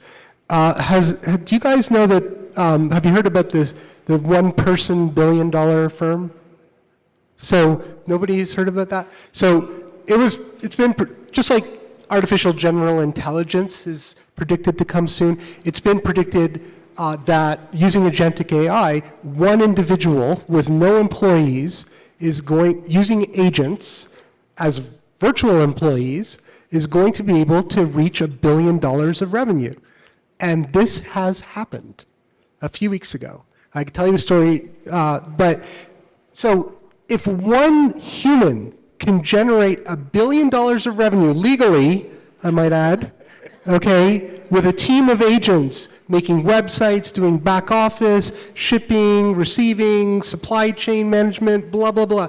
If one person can do all that, that person has a team of over 100 agents doing all these things, and that person is just monitoring those virtual agents. My CEO, Jensen Huang, says the IT department of today is the HR department of the future, because we are all going to have virtual agents. So you don't have to be an entrepreneur or a one-person billionaire to benefit from this. If you're in your state or federal or local government organization, your small business, you now have access to hundreds of people that can cut through all the red tape, all the bureaucracy, all the communication challenges, all the budgetary issues, and just get something done. Whatever you want them to get done, those agents will get done. You just have to know how to use it. And to do that, you just type in, "How do I use you?" into the AI, and it'll tell you. It's not that hard. It's amazing. All right, I think we're a little bit energized, a little bit frightened, a little bit excited, but there's a lot of change coming our way. Definitely want to thank these two gentlemen for their time today. Would you give a warm round of applause to Baraji and Sean for me? Thank you. Thanks, gentlemen. You can just stay put. I'm going to share a few closing remarks, and then we'll break for our reception. First, I want to thank all of our sponsors for today. We went through, hopefully we can throw the list back up there if it's possible, to thank our sponsors. I'm really grateful for your help in making today possible. And top of mind, the reception sponsor tonight is Slalom, so we certainly appreciate Slalom being a part of the event today as well. A lot of great learning experience today, championing work-based learning at scale, inspiring purpose within our work teams, becoming AI curious, AI adopters, and looking for growth opportunities in entrepreneurism. A lot of discussion about building partnerships and how we can potentially make some new partners over at a cocktail after the conversation here on the stage. And then mostly thinking about what action you might be inspired to do. Data inspires action. So I'm hoping you're thinking about today, whether you're a higher ed partner, a business, a talent producer, how you might bring some action to the different data components that you heard. We will definitely send you slides, QR codes on a follow-up email, so don't panic. We'll make sure you have all of that. And then just wanted to remind you as well, if you're interested in 2 free round-trip tickets on Southwest, be sure to talk about the event today, share some of your insights on LinkedIn sometime this week. In closing, I was recently reminded of a quote that I think captures some of the conversation well today. "Capital goes where it is welcome and stays where it is well treated." Isn't that true? The banker who said that originally also broadened the thought that capital isn't just cash, it's not just resources, it's human talent, intellectual capital, human talent, and that we need to make sure that we're welcoming talent here in Colorado, growing talent, and treating our talent well. So just something to think through as we're closing today. This is why sound public policy, strong employer engagement matters so deeply. Colorado already has a strong reputation for being one of the best talent ecosystems in the country. We've got a lot of leaders here to thank for that. And we need to do more, and business needs to lean in. And that goes back to sort of our founding principle as business as a force for good. So we're excited to bring together a lot of businesses to this conversation today and want to make sure that we're talking about these issues around workforce displacement, social mobility, making sure we're not leaving people behind in Colorado. So for now, that's a lot to chew on. You all have been very patient. We have food and drinks waiting for us. So that concludes our time together, and we look forward to talking at the reception. Thanks so much.